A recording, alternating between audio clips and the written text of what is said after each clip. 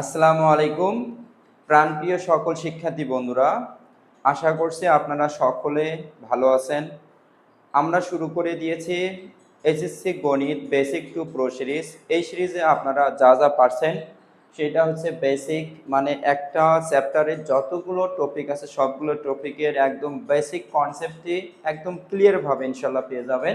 পাশাপাশি টেক্সট বুকের যতগুলো ম্যাথ আছে সবগুলো সলিউশন করে দেওয়া হবে এবং এক্সাম্পল টেক্সট বুকের যে এক্সাম্পল আছে, অনুশীলনীর ম্যাথ আছে, সকল ম্যাথের সলিউশন পেয়ে যাচ্ছেন।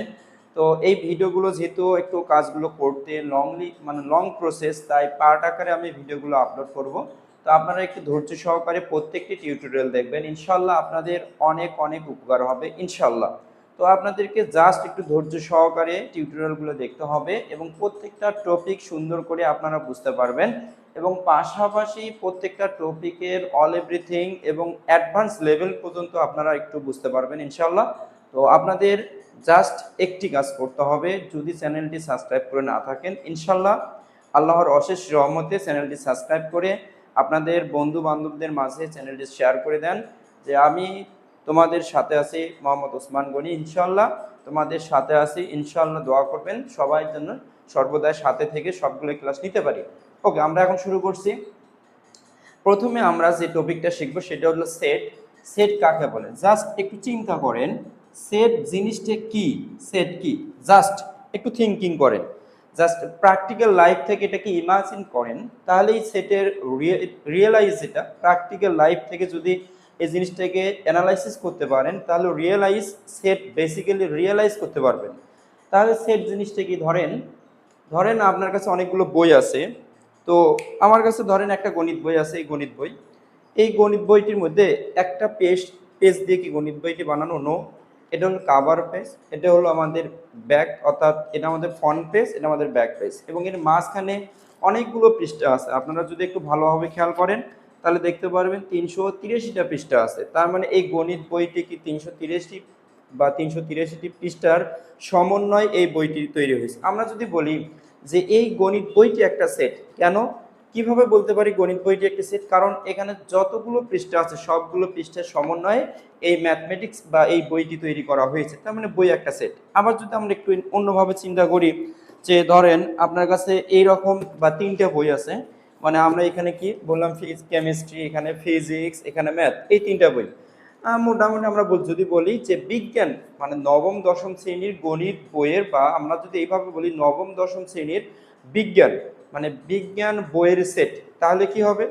নবম দশম শ্রেণীর যে বিজ্ঞান বইয়ের সেট, তাহলে বিজ্ঞান বইয়ের মধ্যে কি কি আছে? আমাদের ফিজিক্স আছে, কেমিস্ট্রি আছে, আমাদের ফিজিক্স আছে, সেই সাথে বিজ্ঞান মানে ম্যাথ তো কম্পালসারি, সকল শিক্ষার্থীর জন্য ম্যাথ আছে। তাহলে আমরা বিজ্ঞান বইয়ের সেটের মধ্যে বিজ্ঞানের যতগুলো বই আছে সবগুলো বই নিয়ে বিজ্ঞান বইয়ের সেট। ওকে, আলহামদুলিল্লাহ। এবার দেখেন একটু অন্যভাবে চিন্তা করেন, ধরেন আপনার কাছে হচ্ছে আপনি একটা কলম কিনেছেন, মনে করেন যে কলমের 1 ডজন কলম কিনেছেন, সেই কলমের মধ্যে অনেকগুলো কালার আছে, ধরেন লাল কালারের কলম নিলেন 5টি, তাহলে আমরা বলতে লাল কালার কলমের সেট। আমরা যদি সবুজ কালার কলমের 5টি বা নিলেন 10টি নিলেন, তাহলে সবুজ কালার কলমের সেট। এইভাবে ধরেন আপনি 100 টাকার নোট নিয়েছেন হচ্ছে 10টি, তাহলে 100 টাকা 10টি নোট নিলেন, ওখানে মনে করেন যে 1000 টাকার নোট নিলেন, তার মধ্যে আপনি এইভাবে নিতে পারেন যে 500 টাকা 5 থেকে নিলেন 10টি, 100 টাকা নিলেন কয়েকটি, আবার 50 টাকা নিলেন কয়েকটি, তাহলে সবগুলো মিলে কি হবে? 1000 টাকার একটা সেট তৈরি হবে। তো আমরা যদি তাহলে বাস্তব বা চিন্তা জগতে কোনো একটা বস্তুর সমাবেশ বা সংগ্রহকে কি বলে? ওই বস্তুটির সেট বলে। সমাবেশ বা সংগ্রহকে কিসের? বাস্তব বা চিন্তা জগতে কোনো বস্তুর সমাবেশ বা সংগ্রহকে ওই বস্তুটির সেট বলে, সমাবেশ বা সংগ্রহকে। আমরা যদি ধরি ইংরেজি বর্ণমালা যদি বলি যে এ বি সি ডি ই, এটা হচ্ছে ইংরেজি বর্ণমালা, তাহলে ইংরেজি বর্ণমালার স্মল লেটার যেগুলো আছে সেই স্মল লেটারের যে এলিমেন্টগুলো এ বি সি ডি এগুলো লিখলাম, তাহলে এটা হচ্ছে ইংরেজি বর্ণমালার সেট। তাহলে এখানে সেকেন্ড ব্র্যাকেট দেব আমরা, এটাকে দিয়ে আমি লিখলাম এখানে এ। তার মানে কি বুঝলাম? এই যে স্মল লেটার যেগুলো আছে এ বি সি ডি, এই জিনিসগুলোকে আমি এ সেটের অন্তর্ভুক্ত করে ফেললাম। মানে এ সেটের মধ্যে বিদ্যমান হচ্ছে A B C D. Okay fine. তাহলে এখানে যদি আমরা একটু ভালোভাবে খেয়াল করি, আমরা দেখতে পারবো এই যে এ, এই যে বি, এই যে সি, এই যে ডি, এই যে ই, এই প্রত্যেকটি কি এ সেটের অন্তর্ভুক্ত উপাদান, মাস্ট বি। তাহলে আমরা বলতে পারি যে বি, তাহলে বি বিলংস টু এ। এই চিহ্নটির নাম কি? এই চিহ্নটির নাম হচ্ছে বিলংস টু। বিলংস টু, এই বিলংস টু মানে হচ্ছে কি উপাদান। বিলংস টু মানে কি উপাদান। তাহলে বি বিলংস টু এ, আমরা এইভাবে লিখতে পারি বি বিলংস টু এ। আমরা যদি বাংলা ভাষায় লিখি তাহলে কি লিখব? বি হয় এ সেটের উপাদান। বি হয় এ সেটের উপাদান, এইভাবে আমরা লিখতে পারবো। এটাকে অন্যভাবে যদি আমরা লিখি, এভাবে লিখতে পারি B is an element, B is an element of set A. এর অর্থ কি? এ সেটের বি হয় একটি উপাদান এ সেটের, বা এ সেটের একটি উপাদান হয় বি। বুঝতে পেরেছি? তাহলে কোনো একটি সেটের উপাদান, তাহলে এবার যদি আমরা বলি যে দুই বা ততোধিক উপাদানগুলোকে আমরা কমা চিহ্নের মাধ্যমে লিখব, এবং সেই সাথে আমরা একটা দ্বিতীয় বন্ধনী কমা চিহ্নের মাধ্যমে লিখব, সেই সাথে আমরা কি করব? একটা দ্বিতীয় বন্ধনীর মাধ্যমে আবদ্ধ করলে আমরা যা পাবো সেটা হয়ে যাবে আমাদের কাঙ্ক্ষিত সেট। ওকে, ফাইন। এবার ইংরেজি বর্ণমালার সবগুলো লেটারে কি এখানে বিদ্যমান আছে? আপনারা বলবেন অবভিয়াসলি নাই।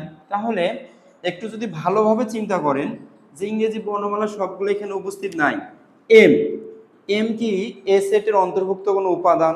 আপনারা বলবেন না। তাহলে কি হবে? এম ডাজ নট কি belongs to set A. Okay, fine. M কিন্তু এ সেটের সদস্য নয়। আমরা এ বি সি ডি এগুলোকে আমরা কি বলবো? সদস্য বলবো, উপাদান বলবো, এলিমেন্ট বলবো, ঠিক আছে? তাহলে এম কি এ সেটের সদস্য? আপনারা বলবেন এম তো এর মধ্যে নাই। যেহেতু এম এ সেটের মধ্যে নাই, সেহেতু এম এ সেটের অন্তর্ভুক্ত কোনো উপাদান নয়।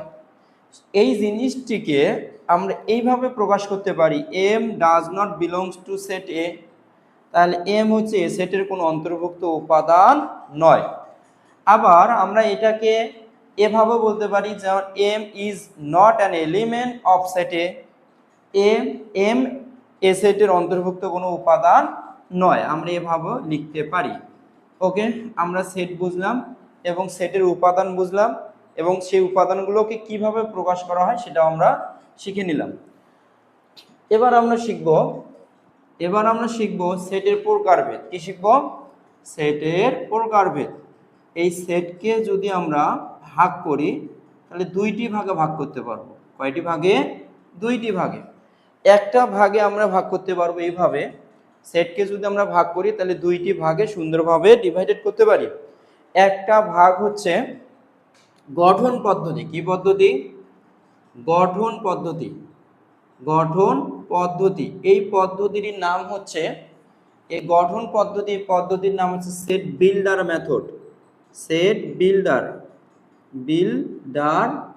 মেথড। এটাকে আমরা বলবো কি? গঠন পদ্ধতি। ওকে, ফাইন। আর এটাকে আমরা বলতে পারি তালিকা পদ্ধতি। কি পদ্ধতি? তালিকা পদ্ধতি। এবার এই তালিকা পদ্ধতিকে আমরা এটাকে প্রকাশ করতে পারি ট্যাবুলার মেথড বা রোস্টার মেথড। আমরা এইভাবে ইংলিশে লিখতে পারি রোস্টার মেথড, এমই রোস্টার মেথড বা ট্যাবুলার মেথড।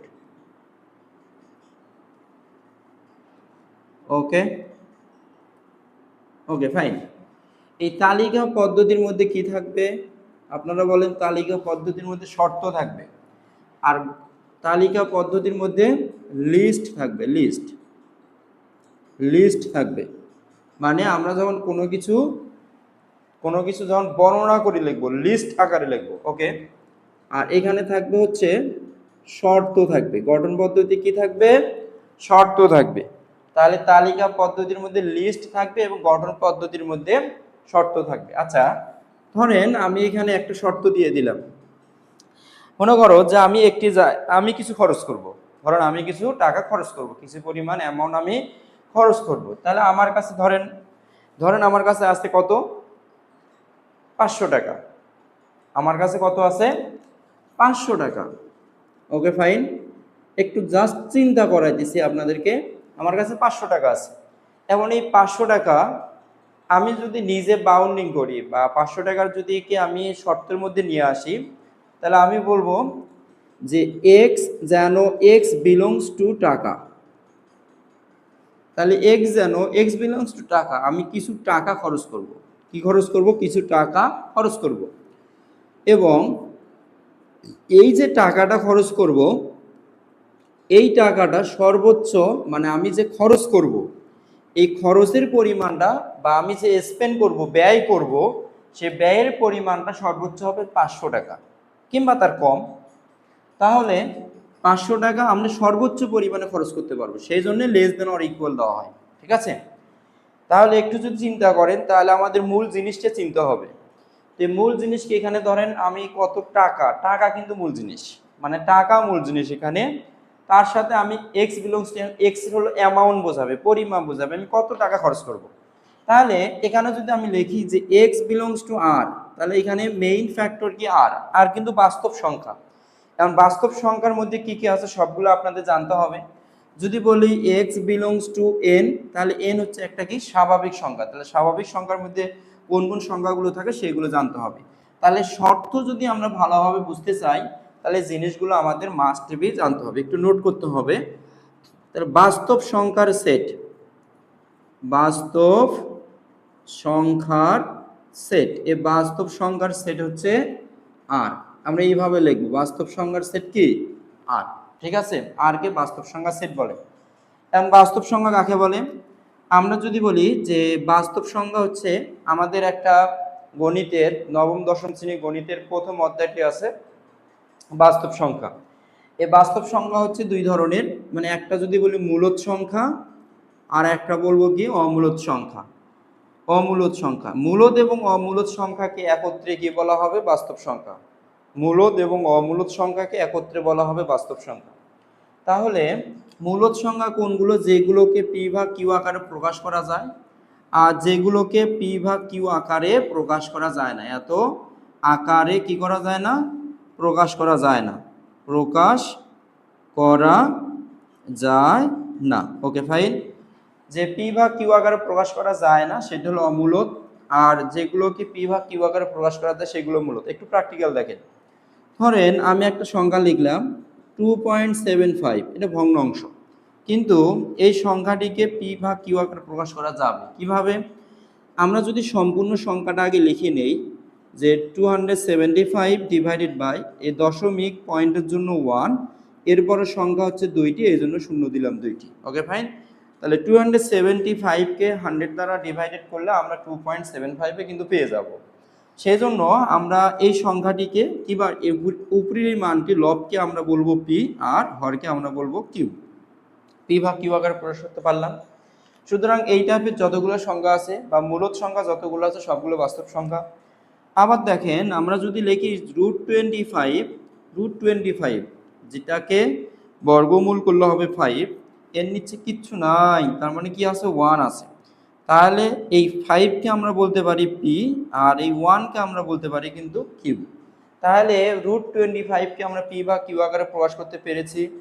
সুতরাং আমরা বলতে পারি √25 আমাদের কি সংখ্যা, একটি মূলদ সংখ্যা। ওকে ফাইন, এবার কিছু কিছু সংখ্যা আছে যেগুলোকে পি ভাগ কিউ আকারে প্রকাশ করা সম্ভব না, যেমন √3কে যদি আমরা পি ভাগ কিউ আকারে প্রকাশ করতে যাই আমরা পারবো না, এখানে অসংখ্য সংখ্যা চলে আসবে। তার মানে √3কে একটা আমরা অমূলদ সংখ্যা বলতে পারি। কেন, বিকজ √3কে পি ভাগ কিউ আকারে প্রকাশ করা যাবে না, সম্ভব না, পসিবল না, সেই জন্য √3 আমাদের কি একটি অমূলদ সংখ্যা। আচ্ছা, তাহলে মূলত অমূলত সংখ্যা এই সংখ্যাগুলোকে নিয়ে গঠিত হয় কি সংখ্যা বলেন তো? বাস্তব সংখ্যা। তার মানে বাস্তব সংখ্যার মধ্যে কি আছে? পূর্ণ সংখ্যা আছে। বাস্তব সংখ্যার মধ্যে আমাদের পূর্ণ সংখ্যা আছে, স্বাভাবিক সংখ্যা আছে, মূলত সংখ্যা আছে, অমূলত সংখ্যা আছে। এই সকল সংখ্যাগুলো সম্পর্কে একটু ধারণা থাকতে হবে। তো এখানে আমরা যদি লিখি যে পূর্ণ সংখ্যার সেট, তাহলে আপনাদেরকে এটা একটু নোট করতে হবে, পূর্ণ সংখ্যার সেট। পূর্ণ সংখ্যার সেট, এই পূর্ণ সংখ্যার সেটকে জেড দ্বারা প্রকাশ করা হয়। পূর্ণ সংখ্যার সেটকে কি দ্বারা প্রকাশ করা হয়? জেড। এবার আসেন পূর্ণ সংখ্যার সেট বা জেড দ্বারা কি বোঝায় এটা একটু আমরা ভালোভাবে বোঝার চেষ্টা করি। তাহলে এটা হচ্ছে আমাদের একটি সংখ্যা রেখা। কি রেখা? সংখ্যা রেখা। এই সংখ্যা রেখায় মিডল পয়েন্টে আমরা অরিজিন পয়েন্ট দ্যাটস মিন এখানে আমরা মূল বিন্দু বা আমরা কি এখানে অরিজিন পয়েন্ট বা মূল বিন্দুকে রাখলাম। এই মূল বিন্দু থেকে যদি আমরা ডান দিকে যাই, প্রত্যেকটা ঘর দেখেন কাটা আছে এইভাবে 1 2 3 4 5 6, তাহলে প্রত্যেকটা সংখ্যা ধরলাম 1 2 3 4 5 6। আর আমরা যদি মূলবিন্দু থেকে বাম দিকে চলে আসি তাহলে আমরা জানি এটা -1 -2, তারপর এখানে কি হবে? এখানে হবে -3।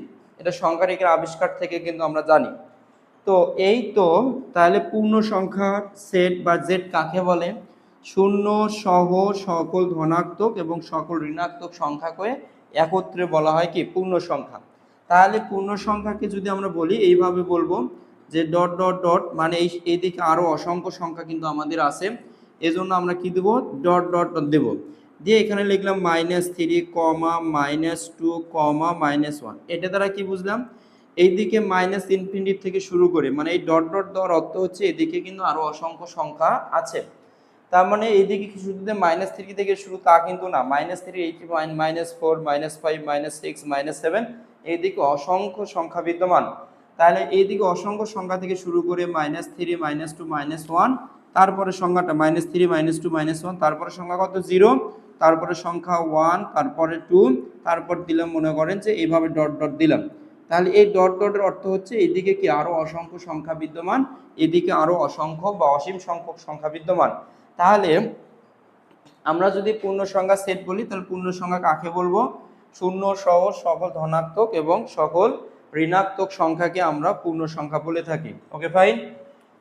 এবার পূর্ণ সংখ্যার ভিতরে অন্তর্ভুক্ত যদি আমরা বলি জেড প্লাস, আমরা যদি বলি এখানে জেড প্লাস, তার মানে তুমি কি বুঝবেন? মানে আপনি এখানে কি বুঝবেন? জেড প্লাস মানে আপনি বুঝে নেবেন যে এখানে ধনাত্মক পূর্ণ সংখ্যাগুলো বলছে। ধনাত্মক কিন্তু আবার 0 থেকে শুরু না, ধনাত্মক পূর্ণ সংখ্যা হচ্ছে 1 থেকে শুরু। কোথায় থেকে শুরু? 1 থেকে শুরু। তাহলে আমরা এখানে অবশ্যই লিখবো মাস্ট বি 1 2 তারপর 3 4 এইভাবে ডট ডট। ধনাত্মক পূর্ণ সংখ্যা হচ্ছে 1 থেকে শুরু। Okay fine. এবার যদি আমরা লিখি যে ঋণাত্মক পূর্ণ সংখ্যা, তাহলে আপনি বলবেন ঋণাত্মক পূর্ণ সংখ্যা কিন্তু 0 নয়, 0 কিন্তু নয়। ঋণাত্মক পূর্ণ সংখ্যা হচ্ছে -0 পরের যে সংখ্যা আছে -1 থেকে, মানে -1 থেকে অসীম সংখ্যক পর্যন্ত। তাহলে এইদিকে ডট ডট ডট, এইদিকে অসীম সংখ্যক সংখ্যা, তো হলো -4 -3 -2 -1, 0 লেখা যাবে না। তাহলে আপনি প্রশ্ন করতে পারেন সুন্দরভাবে যে 0টা কি? তাহলে শূন্য সহ একটা ডেফিনিশন আছে আপনাদের বইয়ের মাঝে, একটা বইয়ের ডেফিনিশন আছে, এইভাবে সুন্দর করে বলা আছে যে শূন্য সহ সকল ধনাত্মক সংখ্যাকে অঋণাত্মক সংখ্যা বলে। কি সংখ্যা? অঋণাত্মক সংখ্যা। তাহলে শূন্য সহ সকল ধনাত্মক সংখ্যাকে কি বলবে? অঋণাত্মক সংখ্যা। আর এখানে আমরা বলছি ধনাত্মক সংখ্যা, ঠিক আছে? তাহলে ধনাত্মক সংখ্যা এবং হচ্ছে কি ঋণাত্মক সংখ্যা সেটা শিখলাম। বাস্তব সংখ্যার মধ্যে কি আছে? যদি আমরা বলি যে বাস্তব সংখ্যার মধ্যে দেখেন -3 একটি বাস্তব সংখ্যার উপাদান, আবার যদি বলি 0 একটি বাস্তব সংখ্যার উপাদান, √3 এটা একটা অমূলত সংখ্যা। আমরা একটু আগে বললাম যে অমূলত সংখ্যা কিন্তু বাস্তব সংখ্যার একটি উপাদান। তাহলে অমূলত সংখ্যাকে আমরা বাস্তব সংখ্যার অন্তর্ভুক্ত বলতে পারি বা আমরা বলি। আর হচ্ছে কি √25 এটাকে পি বা কিউ আকারে প্রকাশ করা যায়, এটি একটা বাস্তব সংখ্যা কারণ এটা একটা মূলদ সংখ্যা। তাহলে মূলদ, অমূলদ, শূন্য মানে সকল সংখ্যাকে, এক কথায় অবাস্তব মানে জটিল সংখ্যা বা কমপ্লেক্স সংখ্যা বাদে দুনিয়াতে যত সংখ্যা আছে সকল সংখ্যাকে আমরা কি বলবো? বাস্তব সংখ্যা বলবো। ওকে, আমরা এটা বুঝলাম। এবার একটু আপনারা আসেন স্বাভাবিক সংখ্যা জিনিসটা কি? স্বাভাবিক সংখ্যা, স্বাভাবিক সংখ্যা। আচ্ছা, এবার স্বাভাবিক সংখ্যা কি হবে? স্বাভাবিক সংখ্যাকে আমরা n দ্বারা প্রকাশ করব। কি দ্বারা? n। তাহলে মাঝে মাঝে পরীক্ষার মধ্যে চলে আসে যে স্বাভাবিক সংখ্যা কাকে বলে, মাঝে মাঝে পরীক্ষায় চলে আসে যে 1 2 3 4 5 6 ইত্যাদি সংখ্যাকে স্বাভাবিক সংখ্যা বলে। তাহলে স্বাভাবিক সংখ্যা স্টার্টিং পয়েন্ট 1, স্টার্টিং পয়েন্ট কি 1, 1 তারপর 2 তারপর 3 4 5 6 এইভাবে ডট ডট ইত্যাদি সংখ্যাকে কি সংখ্যা বলে, স্বাভাবিক সংখ্যা বলে। তার বাস্তব সংখ্যার সেট আমরা বুঝলাম, আর সকল মূলদ অমূলদ সংখ্যা থাকবে। শুধুমাত্র এই জিনিসটার মধ্যে আমাদের কি সংখ্যা থাকবে না, রুটের ভেতর সামথিং কোনো সংখ্যা থাকা যাবে না। এই রিলেটেড সংখ্যা বাদে দুনিয়াতে যত সংখ্যা আছে সকল সংখ্যাই হচ্ছে কি বাস্তব সংখ্যা। তাহলে পূর্ণ সংখ্যা বুঝলাম আর স্বাভাবিক সংখ্যা বুঝলাম। এবার আমরা শিখবো হচ্ছে, আচ্ছা মূলদ সংখ্যা যদি বলি তাহলে মূলদ সংখ্যার সেট হলো কিউ। আমরা এখানে লিখব মূলদ সংখ্যার সেট, মূলদ সংখ্যার সেট, এই মূলদ সংখ্যার সেট হলো কিউ। তাহলে কিউ মানে কি, কিউ মানে হচ্ছে আমরা যেগুলোকে পি ভাগ কিউ আকারে প্রকাশ করতে পারবো। এখানে যদি লিখি যে পি ভাগ কিউ আকারে প্রকাশিত সকল সংখ্যা, পি ভাগ কিউ আকারে প্রকাশিত সকল সংখ্যা, সকল সংখ্যা, এটা আমরা বলতে পারি যে মূলদ সংখ্যার সেট হলো কিউ। কিউ মানে পি ভাগ কিউ আকারে প্রকাশিত সকল সংখ্যা, আর অমূলদ সংখ্যার সেট হলো পি ভাগ কিউ আকারে অপ্রকাশিত সকল সংখ্যা। এই জিনিস কয়টা আমাদের একটু মনে রাখতে হবে, ঠিক আছে। এবার আরেকটা বেসিক আপনারা ক্লিয়ার করবেন যে আমরা যখন গঠন এবং তালিকা পড়তে যাই বা আমাদের সব থেকে ঝামেলায় পড়ে এই শর্তগুলো, আমাদের শর্তগুলো সম্পর্কে একটু আপনারা ভালোভাবে শিখবেন। শর্তগুলো সম্পর্কে যদি ভালোভাবে শিখতে না পারেন তাহলে সেট শেখাটা একটু ব্যর্থহীন হয়ে যাবে, কারণ সেটের মধ্যে শর্তটা মানে ইজ ভেরি ইম্পর্টেন্ট। আপনাকে শর্তটা একদম ক্লিয়ার করতে হবে, পানি পানি করতে হবে। একটু দেখেন ভালোভাবে, আমরা যদি বলি যে এখানে বললাম যে 2 অপেক্ষা এক্স এর মানটা বড় আর 7 অপেক্ষা কিন্তু ছোট, তার মানে একটু আপনারা বুঝবেন এটা কিন্তু লেস দেন গ্রেটার দেন চিহ্ন হলো এই রকম। আচ্ছা লেস দেন গ্রেটার দেন চিহ্ন এইরকম, 2 অপেক্ষা বড়। তাহলে এবার চিন্তা করেন যে এক্স এর 2 অপেক্ষা বড় এক্স এর মানটা কিন্তু 7 অপেক্ষা ছোট। আচ্ছা এটা একটু ব্র্যাকেটেও আমরা এখানে দেখব, একটু ভালোভাবে খেয়াল করেন যে এক্স এর মানটা 2 অপেক্ষা বড় কিন্তু 7 অপেক্ষা কি ছোট। এখানে কি অর ইকুয়াল এরকম কোনো টান দেওয়া আছে? নেই। এর নিচে যদি এরকম কোনো টান দেওয়া থাকতো তখন আমি বলতাম এই সংখ্যাটি সহ। যেহেতু এইরকম নিচে কোনো টান দেওয়া নেই, এখন আমরা বলতে পারি এই সংখ্যাটি বাদ, মানে 2 অপেক্ষা বড় হবে এবং 7 অপেক্ষা ছোট হবে। তাহলে 2 অপেক্ষা বড় 7 অপেক্ষা ছোট, তার জন্য আমরা এই ব্র্যাকেটটি ইউজ করব, ফার্স্ট ব্র্যাকেট। এই ব্র্যাকেটের অর্থ হলো 2 এবং 7 এর মাঝে অসংখ্য সংখ্যা বিদ্যমান, 2 এবং 7 এর মাঝে অসংখ্য সংখ্যা বিদ্যমান, কিন্তু কি হওয়া যাবে না, এখানে 7 এবং 2 হওয়া যাবে না, কারণ এখানে x এর মানটা নিচে কিন্তু অর ইকুয়াল সাইন দেওয়া নাই। এবার দেখেন যদি আমরা এইভাবে লিখি যে or equal x less than 5, এটার অর্থ হবে এইভাবে। আমরা থার্ড ব্র্যাকেট দিয়ে শুরু করব, কেন? কারণ x এর যে ভ্যালুটা, এই ভ্যালুটা শুরু হচ্ছে কোথায় থেকে? 2 থেকে। কোথায় থেকে? 2 থেকে। তার মানে 2 থেকে শুরু আর শেষ হচ্ছে কোথায় গিয়ে? 7 এর আগ পর্যন্ত, মানে 7 এর আগ পর্যন্ত, ঠিক আছে, কিন্তু 7 অবধি নয় বা 7 পর্যন্ত নয়। আচ্ছা তার মানে এটার অর্থটা আমরা বাংলা ভাষায় কি বুঝলাম এটার অর্থ? তাহলে এক্স এর মানগুলো হচ্ছে গ্রহণযোগ্য, কারণ এক্স এর মান কি সেটা তো আমরা নির্দিষ্ট করে বলি নাই। এবার যদি বলতাম এখানে এক্স যেন এক্স বিলংস টু আর, তখন এই এক্স এর মানগুলো হয়ে যেত কি বাস্তব সংখ্যার সেট। আমরা আর এর পরিবর্তে যদি এখানে লিখি এন, তখন আবার এই এক্সটা হয়ে যাবে কি স্বাভাবিক সংখ্যার সেট। এখন এন এর জায়গায় যদি আমরা লিখি জেড, তখন এই এক্সটা হয়ে যাবে আবার পূর্ণ সংখ্যা সেট। এক্স এখানে আছে বাবা, ঠিক আছে, কিন্তু এক্সটা কি হচ্ছে সেটা ডিপেন্ড করতেছে এক্স কোন সেটের উপাদান নির্দেশ করে তার উপর। এই জিনিসটা খুবই ইম্পর্টেন্ট। তাহলে আমরা যদি এখানে লিখি জেড তাহলে কি হবে? এক্সটা পূর্ণ সংখ্যা সেট। যদি লিখি এখানে এন তাহলে এক্সটা স্বাভাবিক সংখ্যা সেট। যদি আমরা লিখি এখানে আর তাহলে এক্সটা বাস্তব সংখ্যার সেট। এই জিনিসগুলো আমাদের আগে বুঝতে হবে। আচ্ছা এখন আমরা যেটা বলতেছি সেটা হচ্ছে এক্স এর মান 2 এর সমান বা তার থেকে বড় কিন্তু 7 অপেক্ষা ছোট। 2 এর সমান বা তার থেকে বড় কিন্তু 7 অপেক্ষা ছোট। আপনারা একটু ভালোভাবে খেয়াল করেন, যদি আমরা এইভাবে লিখি যে x less than or equal কত 7, তাহলে x এর মানটি 2 এর সমান বা 2 অপেক্ষা বড়, 7 এর সমান বা 7 অপেক্ষা ছোট। তাহলে এটার জন্য আমরা কি লিখব, এখানে লিখব 2,7 2,7। তাহলে x এর মান হচ্ছে 2 এর সমান বা 2 অপেক্ষা বড়, 7 এর সমান বা 7 অপেক্ষা ছোট। এই থার্ড ব্র্যাকেটের অর্থ হচ্ছে মানটাই সহ, মানে এখানে যে 2 এবং 7 এর মাঝে x কে বা y কে বা z কে যে আমরা নির্দেশ করি দেই, আর এই থার্ড ব্র্যাকেটের অর্থ হচ্ছে এই মানটি সহ। এটা একটু মাথায় রাখবেন। আচ্ছা, একটু চিহ্নের মাধ্যমে বা আমরা যদি সংখ্যা রেখা ছোটবেলায় শিখে এসেছিলাম, এটার মাধ্যমে একটু ক্লিয়ার করতে পারি। আপনারা একটু ভালোভাবে দেখেন, যদি এখানে লিখি 0, এখানে যদি লিখি 2 3 তারপরে 4 এবং কত 5।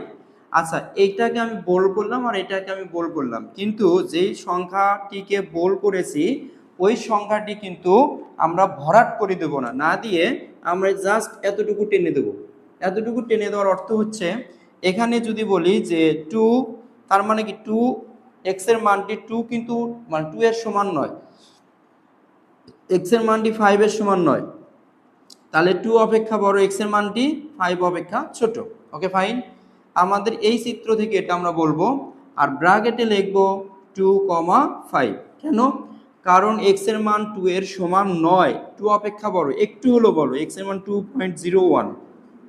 এরকম x এর মান যদি বলি যে 2.05, মানে 2 অপেক্ষা সামান্য একটু হলো বড়। আর এখানে x এর মানটা হচ্ছে 5 অপেক্ষা ছোট, 4.9999, এরকম x এর মানটি 5 অপেক্ষা ছোট। ওকে ভাই, এবার একটু ভালোভাবে খেয়াল করেন, তাহলে এটাকে যদি আমরা বাংলা ভাষায় বলতে চাই তাহলে কি বলবো, x এর যে সকল মান 2 অপেক্ষা বড় এবং 5 অপেক্ষা ছোট সেই সকল মান। ওকে, আচ্ছা, এবার যদি আমরা বলি যে আরেকটি এইরকম আগের জিনিসটিকে লিখলাম 0, এখানে 2 3 তারপর 4 5, আর এটাকে আমি বোল্ড করে দিচ্ছি, এই দুইটি সংখ্যাটিকে, এটা এই মাথাটিকে বোল্ড করে দিলাম। এই বোল্ড করার অর্থটা কি মেনশন করে ম্যাথে, মানে 2 সহ। তাহলে x এর মানটি কি হবে বলেন তো, 2 সহ কিন্তু 5 অপেক্ষা ছোট। x এর মানটি 2 সহ কিন্তু 5 অপেক্ষা ছোট। ওকে, এবার যদি আমরা এটাকে একটু এইভাবে বোল্ড করে দেই যে এটা 2, এটা 3, এটা 4, এটা 5, আর এখানে 0, এখানে দিয়ে দিলাম 0। এই সংখ্যাটিকে বোল্ড করলাম আর এটাকে বোল্ড করলাম। তাহলে এই বোল্ড করে দেওয়ার অর্থ কি বুঝলেন আপনারা? তাহলে এখানে হবে 2 এবং 5 দুটেই কিন্তু সহ, মানে x এর যে মানটা থাকবে এই মানটা 2 এর সমান হবে আর কত 5 এর সমান হবে বা তার থেকে ছোট হবে। ওকে ফাইন, আমরা এইভাবে মানে কন্ডিশনগুলো আমাদের কিন্তু বুঝতে হবে। এবার এই কন্ডিশন যদি আমরা বুঝতে পারি তাহলে ঘটনার তালিকা আলহামদুলিল্লাহ একদম ডান হয়ে যাবে। দেখেন, এবার দেখেন আমরা যদি লিখি x যেন x, এটা কি চিহ্ন, যেন চিহ্ন, x যেন x বিলংস টু r, এটা বলে দিলাম x যেন x বিলংস টু r, তার মানে কি x হবে কি সংখ্যার সেট, বাস্তব সংখ্যার উপাদান। x কি বাস্তব সংখ্যার উপাদান। এবং আমরা বলবো এখানে এবং একটা কন্ডিশন বা একটা ইকুয়েশন দিলাম যে x square plus 5x plus 6 is equal two 0। এইভাবে বলে দিলাম যে এ একটা হচ্ছে এরকম যে x যেন x বিলংস টু r এবং x square plus 5x plus 6 is equal 0 বলে দিলাম। আচ্ছা, এবার আপনারা যদি একটু ভালোভাবে খেয়াল করেন যে এইটার দেখেন এই সেটটির মধ্যে কি বলা আছে, শর্ত দেওয়া আছে। কি দেওয়া আছে? শর্ত। এবং এই শর্তটা আমি বুঝবো কিভাবে, এই যে এখানকার এই কন্ডিশনগুলো দেখে আমরা বুঝবো যে এটা একটা শর্তযুক্ত সেট। এই শর্তযুক্ত সেটকে আমরা বলবো কি সেট গঠন পদ্ধতি। তাহলে এই সেট গঠন পদ্ধতি থেকে যখন আমরা তালিকা পদ্ধতিতে রূপান্তর করতে যাব তখন আমাকে কি করতে হবে, জাস্ট একটু এখানে বুঝতে হবে, তাহলে আমরা খুব সুন্দরভাবে এগুলো সলভ করতে পারবো। আগে মাথায় সেটআপ দিতে হবে যে গঠন পদ্ধতির মধ্যে যা বলা আছে সেখানে কি বলছে, এরকম কোনো ইকুয়েশন দেওয়া আছে, এটা এক নাম্বার থাকতে পারে যে এরকম কোনো ইকুয়েশন দেওয়া আছে, নাকি যে এক্স অপেক্ষা বা মানে 2 অপেক্ষা এক্স ছোট এরকম কোনো শর্ত দেওয়া আছে, নাকি এইরকম শর্ত দেওয়া আছে 0 থেকে 0 থেকে x এর মানটা বড় বা 10 অপেক্ষা ছোট, বা এরকম কোনো শর্ত দেওয়া আছে যে ধরেন যে 2 এর সমান বা তার থেকে বড়, 2 এর সমান বা তার থেকে বড়, বা এটা দিলাম 10 অপেক্ষা ছোট, নাকি এইরকম শর্ত দেওয়া আছে যে 2 এর সমান বা তার থেকে বড় আর হচ্ছে 10 এর সমান বা তার থেকে ছোট। তাহলে এখানে তো বলা আছে সবগুলো x যেন x বিলংস টু আর বাস্তব সংখ্যা, তাহলে এখানে শুধুমাত্র কেবলমাত্র রুটের ভেতরে সামথিং কোনো সংখ্যা বাদে দুনিয়ার সকল সংখ্যাই বাস্তব সংখ্যা। ওকে ফাইন। তাহলে এখানে x এর মানগুলো দেখবো আমরা বাস্তব সংখ্যার অন্তর্ভুক্ত হয় কিনা। তার এই রকম আমাদের প্রশ্নগুলো পরীক্ষায় আসতে পারে, ঠিক আছে। তাহলে আমরা যদি এটাকে বলি তাহলে দেখেন 2 অপেক্ষা ছোট, তাহলে এটার জন্য আমাদের এ সেটের অ্যান্সার কি হবে আপনারা একটু ভালোভাবে বলেন। এটার জন্য এ সেটের অ্যান্সার আমরা 2 নাম্বারটি আগে সলভ করি। আচ্ছা, আমরা 1 নাম্বারটি আগে সলভ করি। এই কয়টি এক কোশ্চেনে আমরা সলভ করব। এরকম শর্তযুক্ত জিনিসের আমরা গঠন পদ্ধতিতে অ্যান্সার কিভাবে বের করব এটা একটু ভালোভাবে দেখেন। তাহলে 1 নাম্বার শর্তটা যদি আমরা সলভ করি আপনারা একটু ভালোভাবে দেখবেন যে x² plus 5x plus 6 is equal 0। তাহলে এটাকে কি করা যায়, উৎপাদক বিশ্লেষণ করা যায়। উৎপাদক করার সিস্টেমটা একটু আপনারা ভালোভাবে খেয়াল করেন। প্রথম পদ এবং শেষ পদ আমরা গুণন করব। কি করব, প্রথম পদ এবং শেষ পদ গুণন করব। 6 দিয়ে x² কে গুণন করলে আমরা পাবো 6x²। ওকে ফাইন। এই গুণন করার পর গুণফলটা কি এখানে প্লাস আছে? হ্যাঁ আছে। তার মানে কি করব, এখান থেকে এই সংখ্যাটিকে ভেঙে দুইটি উৎপাদকে পরিণত করব। কি করব, দুইটি উৎপাদকে পরিণত করব। উৎপাদক পরিণত করার পর সেই উৎপাদক দুইটার যোগফল মানে যোগ করে মাঝখানের অংশটিকে আমরা মিলাবো। তাহলে একটু যদি ভালোভাবে খেয়াল করেন 6x² আছে, উৎপাদক কি হবে 6x ইন্টু x। এই x² উৎপাদক x ইন্টু x, মানে উৎপাদক মানে গুণফল, ঠিক আছে। তাহলে x ইন্টু x। ওকে, মানে আমরা যদি বলি উৎপাদক যে ধরেন x³ এর উৎপাদক কি, তাহলে এটাকে গুণন আকারে কত উপায়ে ভাঙানো যায়। ধরেন x² ইন্টু x, তাহলে x³ এর একটা উৎপাদক হলো x² ইন্টু x, আর একটা উৎপাদক x ইন্টু x, মানে কোনো একটি সংখ্যার বা কোনো একটি চলকের বা কোনো একটি রাশির উৎপাদক হচ্ছে ওই জিনিসটাকে কত উপায়ে গুণন আকারে লিখতে পারবে সেটা হচ্ছে উৎপাদক। তাহলে এখানে আরেকটা পাবো হচ্ছে কি 6কে আমরা ভেঙে লিখি 3x ইন্টু 2x, এটা একটি উৎপাদক।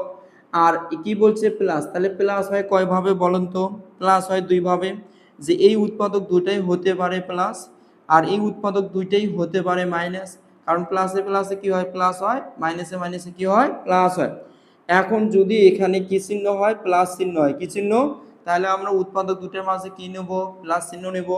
আবার যদি এখানে মাইনাস চিহ্ন হতো বা মাইনাস চিহ্ন থাকতো, যদি কোশ্চেনটাতে এইরকম বলা থাকতো যে x² minus 5x plus 6 is equal two 0, তাহলে এখানে কি মাইনাস চিহ্ন আছে, তাহলে উৎপাদক দুইটার মাঝে আমরা কি চিহ্ন নেব, মাইনাস চিহ্ন নেব।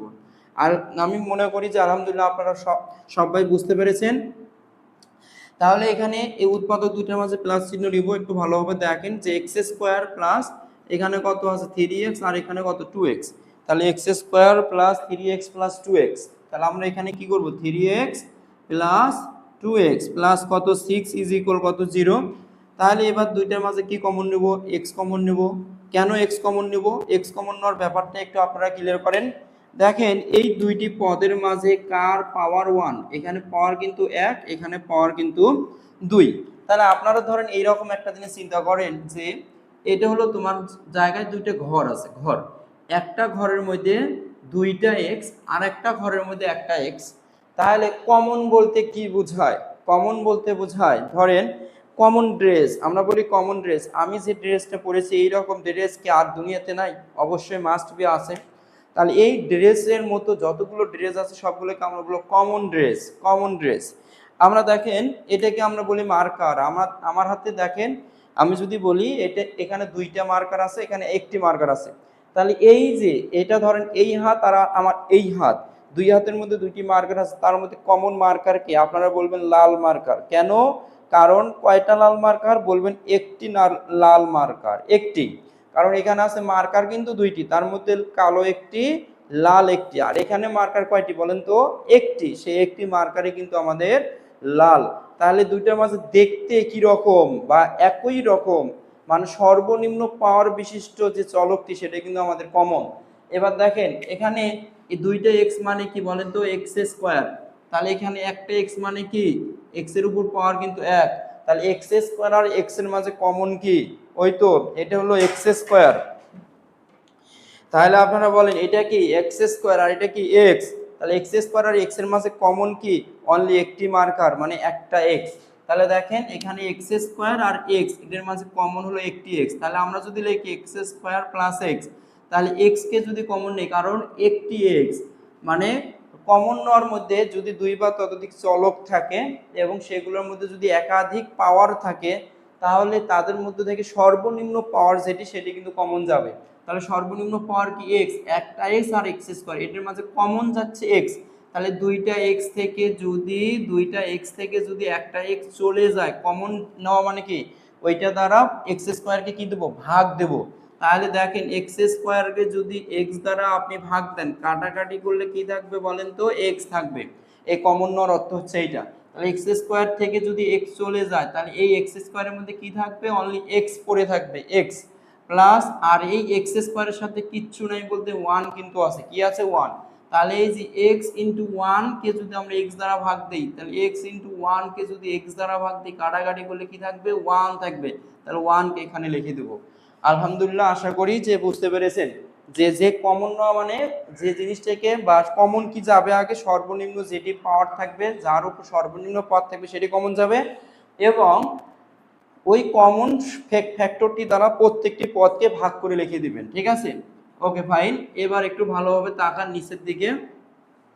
তাহলে এই জায়গাটির মধ্যে কি হচ্ছে দেখেন এখানে পাওয়ার একটা এক্স মানে আবার ভাবেন না তিনটে এক্স এর উপর পাওয়ার কিন্তু এক, তাহলে এক্স এক্স হলো একটি এখানে এক্স হলো দুইটি তার মাঝে কমন কি যাবে একটি এক্স কমন যাবে, তাহলে দুইটি এক্স থেকে একটা এক্স চলে গেলে কি থাকে একটি এক্স থাকে। আর থ্রি এক্স থেকে যদি আমরা এক্স কাটি দেই তার মানে থ্রি এক্সকে কি করবেন থ্রি এক্সকে যেটা কমন নিলেন সেটা দ্বারা যদি ভাগ দেন কাটাকাটি করলে কি পড়ে থাকবে থ্রি থাকবে, তাহলে আমরা এখানে থ্রি লিখলাম। ওকে ফাইন, আবার দেখেন এই দুইটি পদের মাঝে কে কমন যাবে দেখেন কোন সংখ্যাটি দ্বারা উভয়কে ভাগ যায়, আমরা যদি দেখি টু এক্স আর সিক্স আছে তার মাঝে টু দ্বারা উভয়কে ভাগ যায়, তাহলে টু যদি নেই তাহলে টু এক্সকে টু দ্বারা ভাগ দিলাম কাটাকাটি করলাম কি থাকে এক্স থাকে, তাহলে এখানে এক্স লিখলাম। আবার এখানে সিক্স আছে সিক্সকে টু দ্বারা ভাগ দিলাম কাটাকাটি করলে থ্রি থাকে এখানে প্লাস থ্রি লিখলাম, তাহলে কি পেলাম এক্স প্লাস থ্রি আর এক্স প্লাস থ্রি। আলহামদুলিল্লাহ আশা করি আপনারা সবাই বুঝতে পেরেছেন এখানে কত জিরো। তাহলে এবার খেয়াল করেন যে এক্স প্লাস থ্রি আর এক্স প্লাস থ্রি দুই জায়গার মধ্যে বিদ্যমান, সেজন্য আমরা লিখবো কত এক্স প্লাস থ্রি লিখবো। আর এখানে আর দেখো এখান থেকে যদি আমরা এক্স প্লাস থ্রি লিখি তাহলে কি থাকে এক্স থাকে আর এখানে কি আছে প্লাস দিলাম, আর এক্স প্লাস থ্রি যদি চলে যায় এখানে কত টু আছে টু কে লিখে দিলাম ইজ ইকুয়াল কত জিরো। তাহলে এবার যদি আমরা লিখতেই পারি হয় x plus three is equal কত জিরো, তাহলে প্লাস থ্রি যদি সমান চিহ্ন ওই পাশে নিয়ে যাওয়া হয় তাহলে কি হবে মাইনাস থ্রি। আবার দেখেন x plus two is equal zero, তাহলে প্লাস টু সমান চিহ্ন ওই পাশে নিয়ে গেলে কি হবে এটা হয়ে যাবে মাইনাস টু। এইভাবে আমরা খুব সহজেই মানে করতে পারি। তাহলে এখন এ সেটের উপাদান কি কি বলেন তো, এখন এ সেটের উপাদান কিন্তু হচ্ছে মাইনাস থ্রি মাইনাস টু, তাহলে এক নম্বর কন্ডিশনে এ সেটের উপাদান কত এ সেটের উপাদান হচ্ছে কি মাইনাস থ্রি আর একটা কত মাইনাস টু। ওকে, এটা হলো এ সেটের উপাদান। তাহলে এ সেটের এই যে শর্ত মানে একটা শর্ত দেওয়া আছে সেখান থেকে আমরা ক্যালকুলেশন করে মান বের করলাম, তাহলে এই মানটাকে কি বলবো গঠন পদ্ধতি, এটাকে গঠন পদ্ধতি আর এটাকে আমরা বলবো তালিকা পদ্ধতি, ঠিক আছে। শর্ত আছে এই সেটটাকে বলবো কি গঠন পদ্ধতি আর এটা আমাদের কি তালিকা পদ্ধতি, ঠিক আছে। আচ্ছা দুই নাম্বারটিতে দেখেন দুই নাম্বারটির অ্যান্সার কি হবে বলা আছে এক্সটা কি বাস্তব সংখ্যা, তার মানে দুই নাম্বারের অ্যান্সার হবে মানে এক্স এর মানটি টু অপেক্ষা ছোট কিন্তু কত দূর পর্যন্ত ছোট এটা কিন্তু মানে নির্দিষ্ট যে লিমিটিং ভ্যালু সেটা কিন্তু বলা নাই। দেখেন আপনারা যদি ভালো টু অপেক্ষা ছোট কিন্তু টুর মান না টু থেকে ছোট কত দূর পর্যন্ত ছোট, আপনি যদি একটু গ্রাফে দেখেন যে এখানে জিরো এখানে ওয়ান এখানে টু, আচ্ছা এই টু অপেক্ষা যে ছোট কত দূর পর্যন্ত গিয়ে শেষ হবে এমনটা কি বলা আছে নেই, তার মানে কি হবে এ সেটের অ্যান্সার কি হচ্ছে একটু ভালোভাবে তাকান, এ সেটের অ্যান্সার কি হবে minus dot dot dot dot এরকম অসংখ্য সংখ্যা আসবে। কত? মাইনাস, মনে করেন যে অসংখ্য সংখ্যা মাইনাস টু থেকে শুরু করি, -2। তারপর হচ্ছে কি এর সামনে যে এখানে যে -2 থেকে শুরু হয়েছে তা কিন্তু নয়, এর সামনে আরও অসংখ্য সংখ্যা বিদ্যমান আছে। -2, -3, -4, -5 এরকম অসংখ্য সংখ্যা বিদ্যমান আছে। তাহলে এটা কি হবে? -2-র পরের সংখ্যা কি? -1, কারণ -2 আর -1 এর মধ্যে -2 ছোট আর -1 কিন্তু বড়।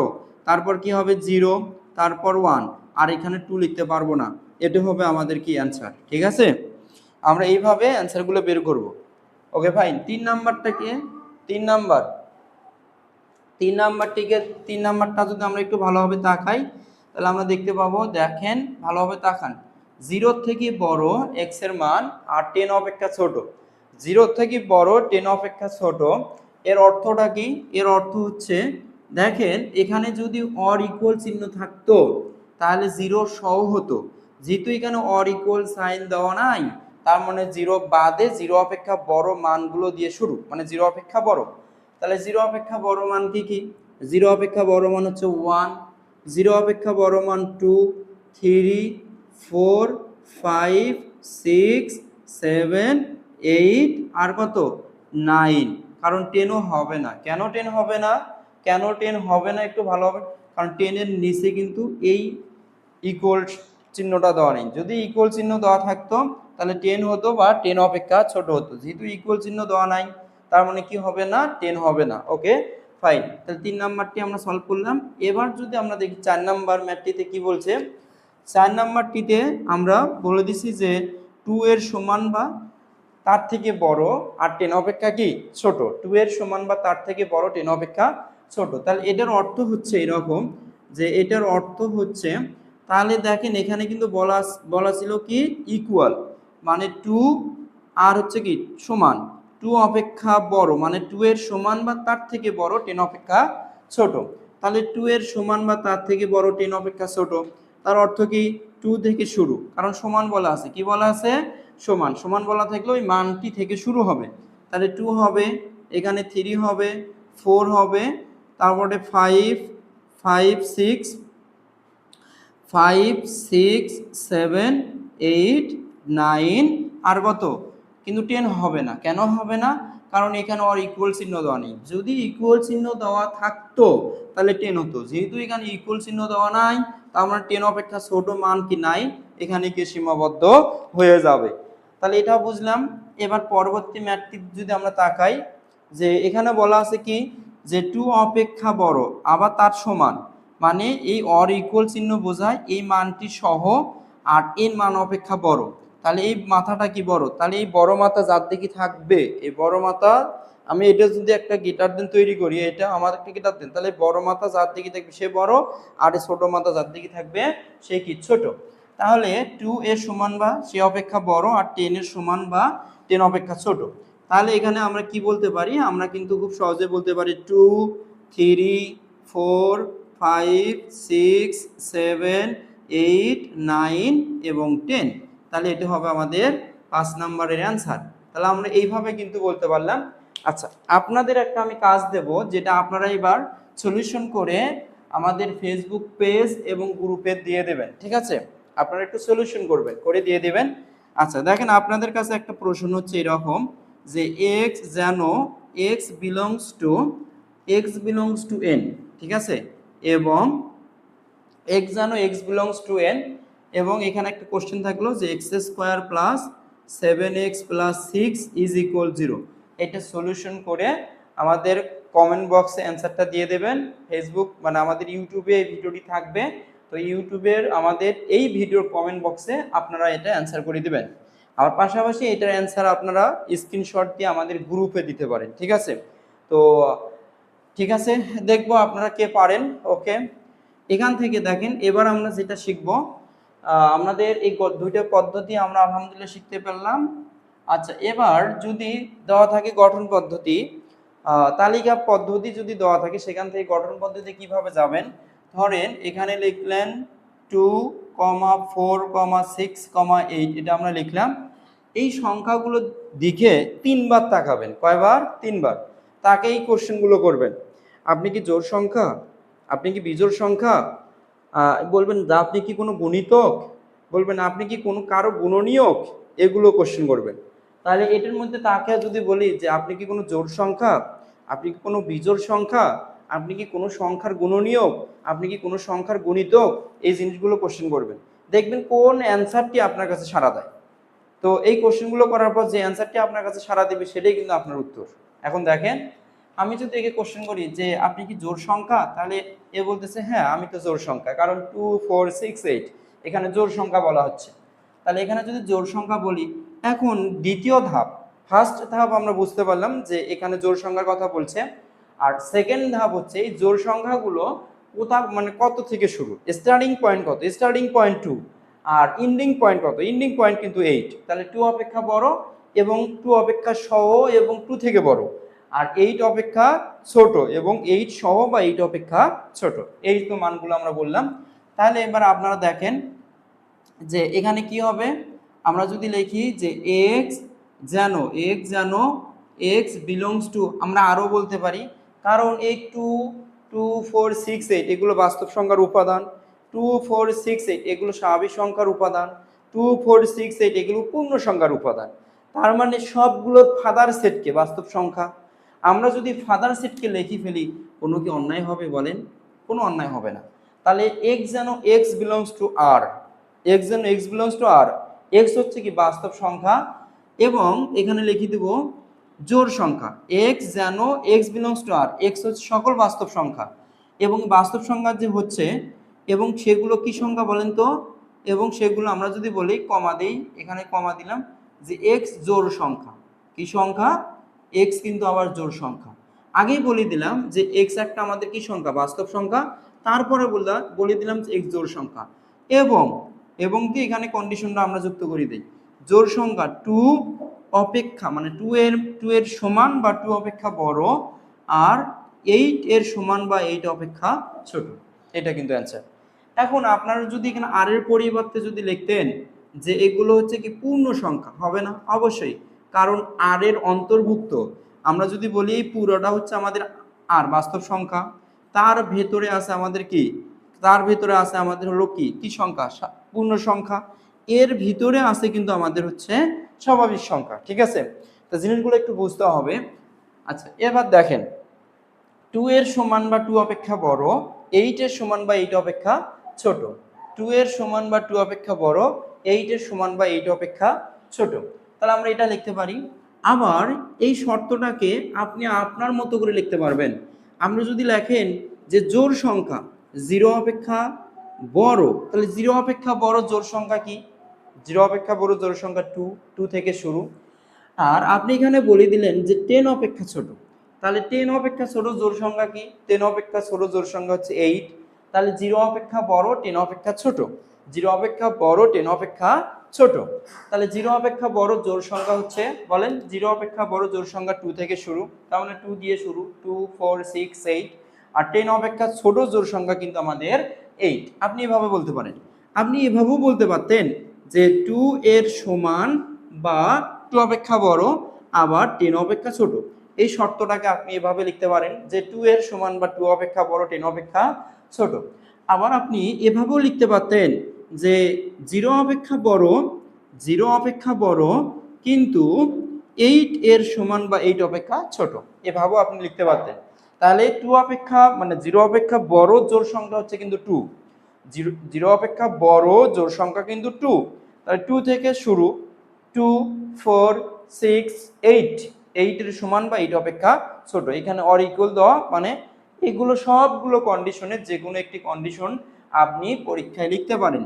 যে কোনো একটা কন্ডিশন লিখে আপনি সেকেন্ড ব্র্যাকেট দিয়ে আবদ্ধ করে দিবেন, যে কোনো একটি, হয় এটা লিখবেন, না হয় এটা লিখবেন, না হয় এটা লিখবেন, না হয় এটা লিখবেন, এগুলোর মধ্য থেকে যে কোনো একটি আপনি লিখতে পারেন। তাহলে জিনিসটা যদি ধরতে পারেন, বুঝতে পারেন, আর যদি সেটাকে সুন্দরভাবে আপনি উপস্থাপন করতে পারেন, এনাফ। আপনার এক বন্ধু লিখেছে এটা, আপনি লিখলেন এটা, আপনার পাশের এক বান্ধবী লিখেছে এটা, তো এখান চারটের মধ্য থেকে যে কোনো একটাই অ্যান্সার হতে পারে। আবার দেখেন এই জেড, আপনার এক বন্ধু লিখেছে এখানে জেড, আপনি জেড এর পরিবর্তে এই 2 4 6 8 এগুলো কি সংখ্যা বলেন তো, স্পেসিফিক ভাবে যদি আমরা বলি 2 4 6 8 স্বাভাবিক সংখ্যা, তা আপনি এখানে এনটাও লিখতে পারেন, এনটা লিখতে পারেন।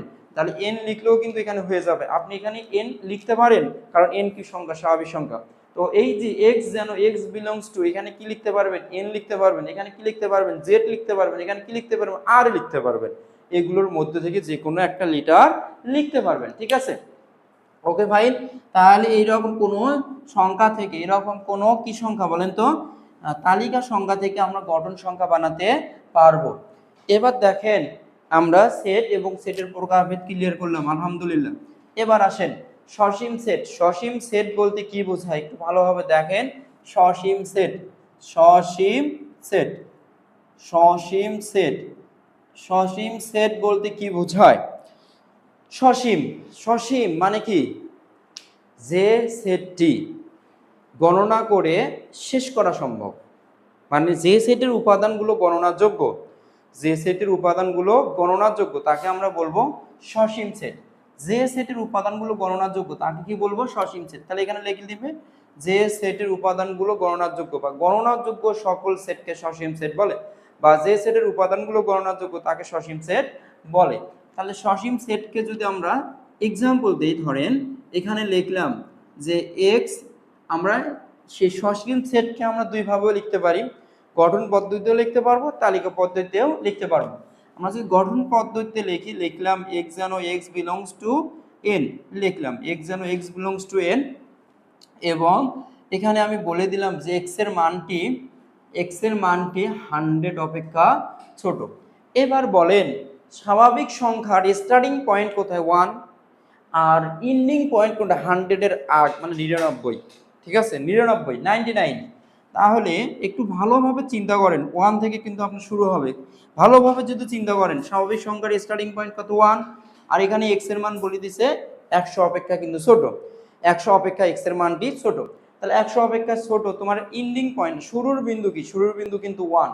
তাহলে আপনি 1 থেকে শুরু করবেন, কোথায় থেকে, 1 থেকে, 1 2 3 4 5, এইভাবে ডট ডট ডট ডট দিয়ে আপনি 99 পর্যন্ত লিখতে পারবেন। কত পর্যন্ত, 99। এটা হচ্ছে এ সেট। তাহলে সসীম সেট কাকে বলে, এটা গঠন পদ্ধতিতে সসীম সেট, আর এটা তালিকা পদ্ধতিতে সসীম সেট। তাহলে গঠন পদ্ধতিতে সসীম সেট আমরা বুঝলাম, তালিকা পদ্ধতিতেও আমরা সসীম সেট বুঝলাম। যে সেটের উপাদানগুলো গণনা করে শেষ করা সম্ভব তাকে আমরা সসীম সেট বলে থাকি বা সসীম সেট বলবো। Okay fine. এবার আসেন সসীম সেট সুন্দর করে বুঝলাম, এরকম অসংখ্য এক্সাম্পল থাকবে যেগুলো সসীম সেট।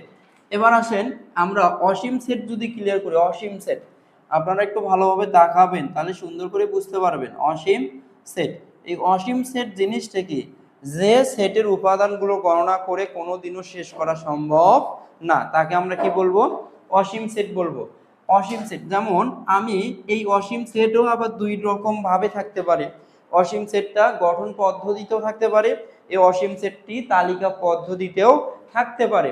তার মানে এই উপাদানটি, বা আমরা যদি এটা লিখি যে 2 4 6 8 10 12 এইভাবে লিখে ডট ডট ডট দিলাম, তাহলে আপনারা বলেন তো এখানে এই ডট ডটের অর্থ কি, এখানে এই 2 4 6 8 12 বা 2 4 6 8 10 12 এই সংখ্যাগুলো জোড় সংখ্যা, কিন্তু কত দূর পর্যন্ত আমরা নিব বা এই সেটের উপাদান হবে, সেই উপাদানগুলো বা এই সেটের যে জোড় সংখ্যার উপাদানগুলো আছে এই উপাদানগুলোকে আপনি গণনা করে শেষ করতে পারবেন? তাহলে এই উপাদানগুলো আপনি গণনা করে শেষ করতে পারবেন না। আপনার যদি সারা জীবন, আমি এখানে বলি দেই যে আপনি সারা জীবন ধরে এই উপাদানগুলো গণনা করে শেষ করবেন, আপনি কিন্তু পারবেন না। আপনার বয়স শেষ হয়ে যাবে কিন্তু এই উপাদানগুলো গণনা করে আপনি শেষ করতে পারবেন না। সুতরাং যে উপাদানগুলো, যে সেটের উপাদানগুলো বয়স শেষ হয়ে যাবে কিন্তু গণনা করে শেষ করা সম্ভব না, সেই সেটের উপাদানগুলোকে আমরা বলবো কি সেট, অসীম সেট। আমরা অসীম সেট বুঝলাম। এবার আসেন একটু ফাঁকা সেট। ফাঁকা সেট কাকে বলে এটা এখন আমরা একটু বোঝার চেষ্টা করব। আচ্ছা, ফাঁকা সেট, ধরেন আপনি ক্যালকুলেশন করলেন, এখন ক্যালকুলেশন দুইভাবে করতে পারেন। ক্যালকুলেশনটা আপনি দুইভাবে করতে পারেন, ফাঁকা সেটের মধ্যে ক্যালকুলেশন দুইভাবে করা যাবে। ধরেন আপনাকে সেট গঠন পদ্ধতি দেওয়া হলো, এই সেট গঠন পদ্ধতিতে আপনি এলিমেন্ট বের করতে গেলেন, মানে ওই কন্ডিশনের সাপেক্ষে আপনি একটা মান বের করতে গেলেন। ধরলাম আপনাকে দিলাম যে এক্স যেন এক্স বিলংস টু এন, স্বাভাবিক সংখ্যা, এবং আপনাকে বলে দিলাম যে আপনি এটার মান বের করেন। 29 অপেক্ষা বড় এক্স এর মান, কিন্তু 30 অপেক্ষা ছোট। তাহলে এবার আপনি কি করবেন, এই বি সেটের উপাদান যখন আপনি বের করতে যাবেন, যা আপনি এখানে খেয়াল করতেছেন, ও 29 অপেক্ষা বড় 30 অপেক্ষা ছোট, 29 অপেক্ষা বড় 30 অপেক্ষা ছোট, এখানে স্বাভাবিক সংখ্যা কি হতে পারে? 29 অপেক্ষা বড় 30 অপেক্ষা ছোট স্বাভাবিক সংখ্যা কি হতে পারে? আপনি খুব টেনশনে পড়ে গেলেন, খুব চিন্তা করতেছেন যে 29 অপেক্ষা বড় 30 অপেক্ষা ছোট স্বাভাবিক সংখ্যা কি হতে পারে। কারণ আপনি জানেন যে 29 একটা স্বাভাবিক সংখ্যা, 30 একটা স্বাভাবিক সংখ্যা, তাহলে 29 অপেক্ষা বড় 30 অপেক্ষা ছোট, এর মধ্যে কোনো স্বাভাবিক সংখ্যা বিদ্যমান নাই। সেই জন্য আপনি এখানে এবার বলবেন যে এটার মধ্যে কোনো উপাদান সংখ্যা আমি খুঁজে পাচ্ছি না, এর মধ্যে কোনো উপাদান নেই। সেই জন্য আপনি এটাকে বলে দিচ্ছেন ওরি, মানে ফাঁকা সেট। কোনো উপাদান যখন খুঁজে পাবেন না, সেটা কি সেট হয়ে যাবে? ফাঁকা সেট হয়ে যাবে। Okay fine. এবার আপনি যদি একটু ভালোভাবে তাকান, একটু ভালোভাবে খেয়াল করবেন যে একটু এইভাবে যদি আমরা একটু চিন্তা করতে বলতাম যে এন না দিয়ে এখানে আপনি দিবেন হচ্ছে একটা আর ঢুকেলেন, কি ঢুকেলেন? আর। সেম জিনিস এবার একটু গভীর ডিপলি মনোযোগ দিয়ে আপনি যদি একটু ভালোভাবে চিন্তা করেন এই জায়গাটার মধ্যে, যে বাস্তব সংখ্যা 29 অপেক্ষা বড়, 29 অপেক্ষা বড় 30 অপেক্ষা ছোট, এটা কি ফাঁকা সেট হতে পারে? যে এখানে কিন্তু বলে দেওয়া আছে এক্স কিন্তু কি সংখ্যা বলেন তো? এক্সটা কিন্তু বাস্তব সংখ্যা, এটা কিন্তু বলে দেওয়া আছে যে বাস্তব সংখ্যাগুলো 29 এবং 30 এর মাঝে বাস্তব সংখ্যা, তোমার বয়স শেষ হয়ে যাবে, গণিয়ে শেষ করতে পারবেন না। কেন কেন গণিয়ে শেষ করা যাবে না? আপনি চিন্তা করেন 29 অপেক্ষা বড় 30 অপেক্ষা ছোট, 29 অপেক্ষা বড় সংখ্যাগুলো কি? 29.01, 29.02, 29.03 বা 001, এইভাবে এই যে সংখ্যাগুলো 29 আর 30 এর মাঝে বিদ্যমান, এই সংখ্যাগুলোকে আমরা গণনা করে শেষ করতে পারবো? মোটেও না। সেই জন্য যদি এখানে 29 অপেক্ষা বড় 30 অপেক্ষা ছোট থাকে, কিন্তু যদি এখানে x বিলংস টু r বলা থাকে, rটা যদি বাস্তব সংখ্যা হয়ে যায়, তাহলে এই উপাদানগুলো বা এর মাঝে যে সংখ্যাগুলো আছে সেটা কিন্তু আর ফাঁকা সেট হবে না, সেটা হয়ে যাবে তখন সসীম সেট। কেন? কারণ এখানে শুরুর বিন্দু 29 আর শেষের বিন্দু 30, এর মাঝে 29 থেকে শুরু হবে, কিন্তু কোনো না কোনো দিন গুনতে গুনতে গুনতে গুনতে 30-এর মধ্যে যা শেষ হতে পারে, তখন কিন্তু এটার অ্যান্সার হয়ে যাবে কি বলেন তো? সসীম সেট। এই জন্য বলছিলাম যে সেটের উপাদান সংখ্যা গণনা করে শেষ করা সম্ভব হতে পারে সেগুলো সসীম সেট, যেগুলোর উপাদান সংখ্যা গণনা করে কোনোদিনও শেষ করা সম্ভব না সেগুলো আমাদের অসীম সেট। আর ফাঁকা সেটের মধ্যে কোনো উপাদানই থাকবে না, আর যদি উপাদান খুঁজে পান আর শুরুর বিন্দু শেষ বিন্দু যদি পেয়ে যান, তাহলে সেটা আবার হয়ে যাচ্ছে কি? সসীম সেট। Okay fine. এবার আমরা উপসেট শিখবো। কি শিখবো? উপসেট। উপসেট জিনিসটা কি? উপ মানে উপরে থাকবে উপসেট। উপসেট দেখেন, একটা সেট থেকে আমার যদি এটা একটা বক্স হয়, ধরেন এটা একটা বক্স, এই বক্সের মধ্য থেকে আমি কি করব, এখানে 3টা ঘরবাড়ি বানাবো, এখানে 2টা ঘরবাড়ি দিয়ে দিলাম। আচ্ছা, তাহলে এবার দেখেন এখানে শুরু করলাম 1 2 3 4 5 6 7 6 7 8 পর্যন্ত দিলাম। এবার এই যেটা লিখলাম ইউ, মানে ইউনিভার্সাল সেট। এই সেটের মধ্যে দেখেন ইউর মধ্যে যতগুলো আছে সব কি? Father said universal set. তাহলে ইউর মাঝে যতগুলো আছে ইউ, তাহলে ইউকে এইভাবে লেখা যাবে 1 2 3, তারপরে কি আছে 4 5, তারপরে আছে 6 7 8, এই সবগুলো নিয়ে কি গঠিত?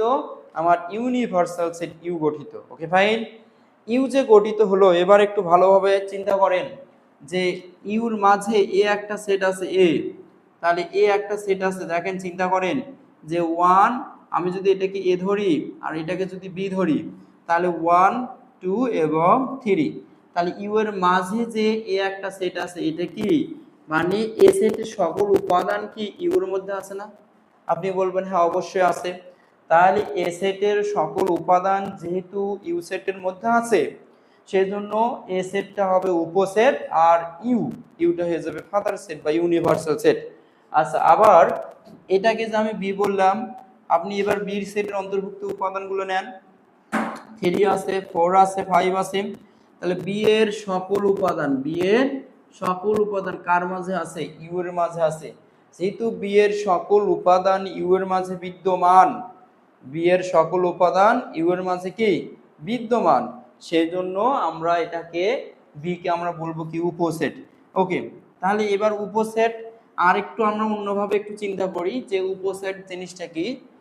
তোমাদের আপনাদের পরীক্ষা যদি এরকম আসে যে এ ধরো লিখলাম 2, এখানে লিখলাম 4 আর এখানে 5, তাহলে কোশ্চেন করলো যে এর উপসেট লেখো, এর উপসেট কি লেখো, এটা প্রশ্ন করা হলো, এর উপসেট লেখো। তাহলে এবার আপনি একটু সুন্দরভাবে চিন্তা করবেন যে এর উপসেটগুলো কি কি হতে পারে। তাহলে এখান থেকে যতগুলো সেট গঠন করতে আপনি পারবেন, যতগুলো সেট আপনি গঠন করতে পারবেন, সকল সেটে কিন্তু এই সেটের উপসেট। আচ্ছা, তাহলে এবার লিখবো যে এ সেটের উপসেট সমূহ, এ সেটের উপসেট সমূহ, এ সেটের উপসেট সমূহ কি কি হবে? তার মানে সকল, এখানে বললাম যে 2, 4, 5 এটা একটা উপসেট, 2, 4, 5 এটা একটা উপসেট। তারপরে এখানে দেখো আবার দুইটা দুইটা করে যদি লিখি যে 2, 4 এটা একটা সেট, এটা একটা উপসেট। আবার মানে আগে যতগুলো থাকবে সেইটা, তারপরে যদি 3টা উপাদান থাকে তাহলে 3টা মিলে একটা, আবার দুইটা দুইটা করে, তারপর একটা একটা করে, তারপর ফাঁকা সেট। কারণ ফাঁকা সেট যে কোনো সেটের উপসেট হতে পারে, ফাঁকা সেট যে কোনো সেটের উপসেট হতে পারে, ফাঁকা সেট যে কোনো সেটের উপসেট হতে পারে। তো এবার আপনি দেখেন যে 2, 4, তাহলে এবার লিখবো কি 2, 5, ওকে। তারপরে একটি একটি করে লিখবো যে 2 একটা উপসেট, আবার 4 এটা একটা উপসেট, আবার 5 একটি উপসেট, আবার ওরই একটি উপসেট। তাহলে ফাঁকা সেট যে কোনো সেটের উপসেট হতে পারে। ওকে ফাইন। তাহলে এখানে দেখেন উপাদান কয়টি আছে একটু ভালোভাবে তাকান। এন এর মান কত? এন এর মান কিন্তু 3।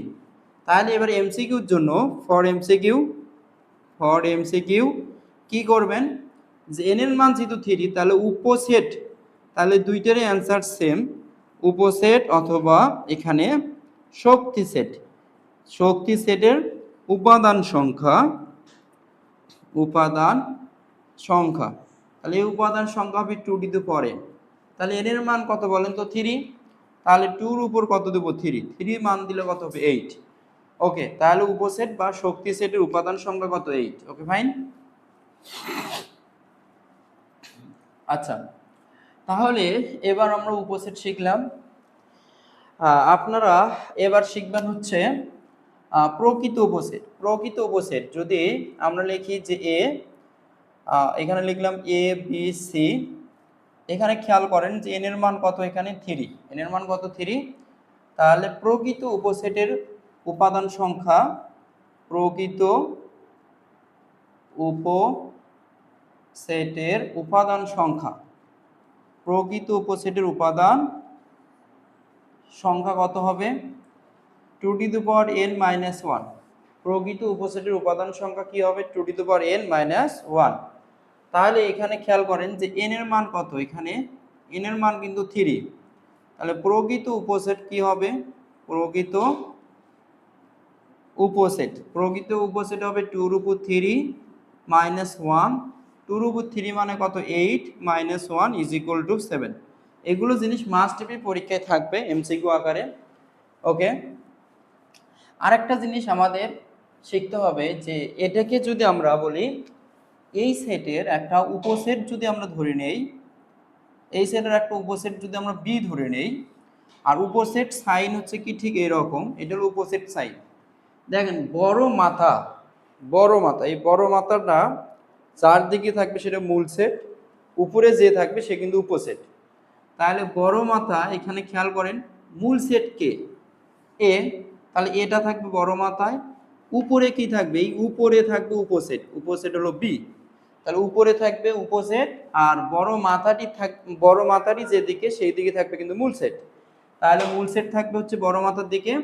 এবার যদি বলি যে এম এম এর উপসেট, এম এর উপসেট যদি এন হয়, তাহলে খেয়াল করেন উপসেট কে এন, তাহলে উপরে থাকবে হচ্ছে এন, তাহলে উপরে উপসেট উপরে থাকবে, আর মূল সেট বড় মাথার দিকে থাকবে।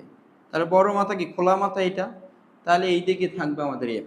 তাহলে এম হচ্ছে মূল সেট আর এন হচ্ছে উপসেট। আর যদি এই চিহ্নটা না দেই, তাহলে এবার খেয়াল করেন এমটা মূল সেট, তখন এনটা হয়ে যাবে প্রকৃত উপসেট, প্রকৃত উপসেট। তাহলে প্রকৃত উপসেটের চিহ্ন কি, এই মাঝখানে সমান চিহ্নটা দেওয়া থাকবে না, নিচে নিচে এই যে চিহ্নটা দিলে হয়ে যাবে উপসেট, আর এই চিহ্নটা মিশে দিলে হয়ে যাবে প্রকৃত উপসেট, খেয়াল রাখবে। আচ্ছা, সেজন্য প্রকৃত উপসেটের একটি সদস্য সংখ্যা কম হবে। তাহলে এবার এর উপসেট সদস্য সংখ্যা বা কিভাবে যেভাবে নির্ণয় করছিলাম ওখান থেকে একটি সদস্য সংখ্যা কমিয়া তৈরি করবেন হচ্ছে প্রকৃত উপসেট। তাহলে এবার প্রশ্ন, এর প্রকৃত উপসেট নির্ণয়, এর প্রকৃত উপসেট কি করব, নির্ণয় করব, এর প্রকৃত উপসেট। ওকে, তাহলে অ্যান্সারটা কি হবে, আপনারা তাকান যে আমাদের যে পাঠ্যপুস্তক, যে বই পুস্তকের মধ্যে বলা আছে, যে বই পুস্তকের মধ্যে বলা আছে যে সেটা হচ্ছে আমাদের যে উপাদানগুলো আছে, এখানে যে মূল সেট আছে, মূল সেটের এই উপাদানগুলো বাদ দিয়ে আমরা যতগুলো সেট গঠন করব সবগুলোই প্রকৃত উপসেট। মানে এই উপাদানটি বাদে মূল সেটের মধ্যে মূল সেটের অন্তর্ভুক্ত, কিন্তু সত্যিকার অর্থ এটা না, সত্যিকার অর্থ এটা না। বলছে যে মূল সেট, এই যে সেট থেকে যতগুলো উপসেট গঠন করব সেই উপসেটগুলোর মধ্য থেকে যে কোনো একটি উপাদানকে বাদ দিয়ে আমরা বাকি যে উপাদানগুলো পাই সেগুলো কিন্তু প্রকৃতপক্ষে উপসেট। কিন্তু আপনাদের বইয়ে বলছে, তো দেখেন কি বলছে, এই সেটটাকে বাদ দিয়ে বাকি সবগুলো নিয়ে গঠিত সেট হচ্ছে প্রকৃত উপসেটের সদস্য সংখ্যা। তাহলে প্রকৃত উপসেট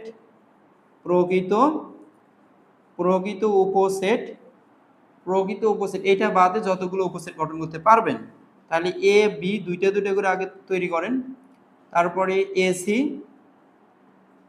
তারপরে আপনি তৈরি করবেন হচ্ছে বি আর সি। দেখেন দুইটা করে শেষ, তাহলে আগে দুইটা করে নেবেন A B, A C, B C. Okay fine. এরপর একটি করে নেবেন এ, তারপর বি, তারপর সি, তারপর ও। দেখেন গণে দেখেন 7টি হয়ে গেছে, 1 2 3 4 5 6 7টি। ওকে ফাইন, তাহলে আমরা প্রকৃত উপসেট চিনে ফেললাম, প্রকৃত উপসেট আমরা চিনে ফেললাম। এবার আসেন আমাদের যেটা করতে হবে সেটের সমতা। সেটের সমতা বলতে কি বোঝায়, যে একটা নির্দিষ্ট সেট থেকে আমরা যতগুলো উপসেট গঠন করব, কিন্তু এই উপসেটগুলোর বেলায় বা এই উপসেটগুলোর ক্ষেত্রে সেটের উপাদানের কোনো পরিবর্তন করা যাবে না। মানে উপাদানের ক্রম বদলাতে পারবেন, কিন্তু উপাদানগুলো যেমন আছে তেমনই রাখতে হবে। কিন্তু কোনো একটি উপাদানকে রিপিট করতে পারবেন, বারবার লিখতে পারবেন, কিন্তু উপাদানের ক্রম বদলাতে পারবেন না। যেমন এ ইজ ইকুয়াল টু, যদি এখানে বলি যে 2 3 আর একটা দিলাম 4, তাহলে এ সেটের বা সেটের সমতা এখানে বি আর একটি সেট লিখলাম, 2 কে আমি রিপিট করে লিখলাম, 3 4 লিখলাম, তাহলে এই সেটের উপাদান সংখ্যা কয়টা বলেন তো, 3টা। কিন্তু এ সেটের উপাদান সংখ্যা কয়টা, 3 2 2 4টা, নো, এ সেটের উপাদান সংখ্যা কিন্তু 3টাই। ঠিক আছে, কিন্তু একটি সংখ্যাকে রিপিট করে লেখা হয়েছে সেটা 2। তাহলে এই যে 2 কে আমরা যে রিপিট করে লিখেছি, রিপিট করে লিখলেই যে আমাদের সেটটা যে পরিবর্তন হয়ে যাবে তা কিন্তু নয়। ঠিক আছে, কোনো একটি সেটের কোনো একটি উপাদানকে যদি আমরা রিপিট করে লিখি, তাহলে রিপিট করে লেখার কারণে যে পরিবর্তন হয়ে যাবে এমনটা কিন্তু নয়। তাহলে সেটের সদস্য সংখ্যা কিন্তু সমান থাকবে। তাহলে এবার দেখেন, তাহলে এ এবং বি এই দুটো সেটের মাঝে মানে এ এবং বি এই দুটো সেটের মাঝে কিন্তু সমান। ঠিক আছে, কারণ এখানে উপাদান 3টা, এখানেও উপাদানে 3টাই আছে, কারণ একটি সদস্য সংখ্যাকে রিপিট করে লেখা হয়েছে, তাতে উপাদান সংখ্যা কিন্তু বাড়বে না। ঠিক আছে, এবার দেখেন যদি আমরা সি একটা সেট লিখি, ধরেন যে 3 লিখলাম 3 বার, 2 লিখলাম 2 বার, 4 লিখলাম 1 বার, এবার কি আপনি বলবেন যে এই সেটের উপাদান সংখ্যা মনে করেন যে 3 3 6টা? নো, কারণ একটি সংখ্যাকে রিপিট করে লেখা হয়েছে, তাদের যে উপাদান সংখ্যা বাড়বে তা কিন্তু নয়। তাহলে এখানে আমরা বলতে পারবো এ বি সির মাঝে 3টে সমান, A is equal to B is equal to C, এই তিনটাই কিন্তু বা এই যে তিনটা সেট আমরা গঠন করেছি তিনটা কিন্তু ইকুয়াল সেট। ঠিক আছে, তিনটা কি সেট? Equal set. এটা আপনাদের মাথায় একটু খেয়াল রাখতে হবে। আচ্ছা, এবার আপনি দেখেন যে সেটের অন্তর, সেটের অন্তর বলতে কি বোঝায়? সেটের অন্তর বলতে কি বোঝায়? অন্তর মানে বিয়োগ, অন্তর মানে কি? বিয়োগ। তাহলে আমরা যদি একটা লিখি সেট এ, ধরেন 2 3 4 লিখলাম, ঠিক আছে, 2 3 4, আর একটা সেট লিখলাম বি 3 4 7 8 লিখলাম। এবার আপনাদের কাছে একটা প্রশ্ন আমি করলাম যে এবার আপনি কি করবেন যে এ থেকে বাদ দিবেন বি কে, এভাবে লিখতে পারেন, অথবা এ বাদ বি এভাবে লিখতে পারেন। ঠিক আছে, কিন্তু আপনি যদি এভাবে লেখেন এ বাদ বি, এটা কিন্তু ভুল, এটা লেখা যাবে না। ঠিক আছে, এটা ভুল, এটা মানে ভাগ বোঝায়। এটা মানে কি বোঝায়? ভাগ বোঝায়। আর এটা মানে কি বোঝায়? অন্তর বা বিয়োগ বোঝায়। একটু খেয়াল রাখবেন। তাহলে এবার দেখেন, আমরা যদি বাদ করি বা অন্তর সেটের কাজ করি, তাহলে এ বাদ বি, অন্তর সেট আর পূরক সেট, এই দুটার কার্যক্রম চেঞ্জ, মানে কার্যক্রম সেম, কিন্তু ডিফারেন্সটা কোন জায়গায়? এই সেটের অন্তর হচ্ছে দুনিয়ার যে কোনো দুইটা সেটের মাঝে বিয়োগ করতে হবে, বিয়োগ বা অন্তর। আর এই পূরক সেটের কাজ হলো সার্বিক সেট থেকে কোনো সেটকে বিয়োগ করে যেটা পাবো সেটা হচ্ছে ওই সেটের পূরক সেট। এই জিনিসটা একটু খেয়াল রাখবেন। তাহলে এ সেটের উপাদান কত? 2 3 4, এটা এ সেটের উপাদান, মাইনাস বি সেটের উপাদান কত? 3 4 7 8, এটা হচ্ছে বি সেটের উপাদান।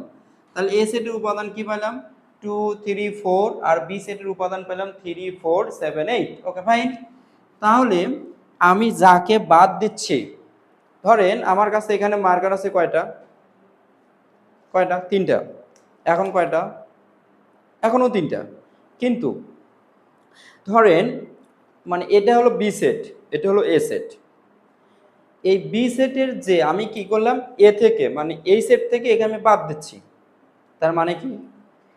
তার মানে হচ্ছে এই যে এ সেটের যে উপাদান সংখ্যা, মানে এর যে উপাদান সংখ্যা যেগুলো প্রথম সেটের সাথে মিলে যাবে, মিল উপাদানগুলো নিয়ে সে বাদ হয়ে যাবে।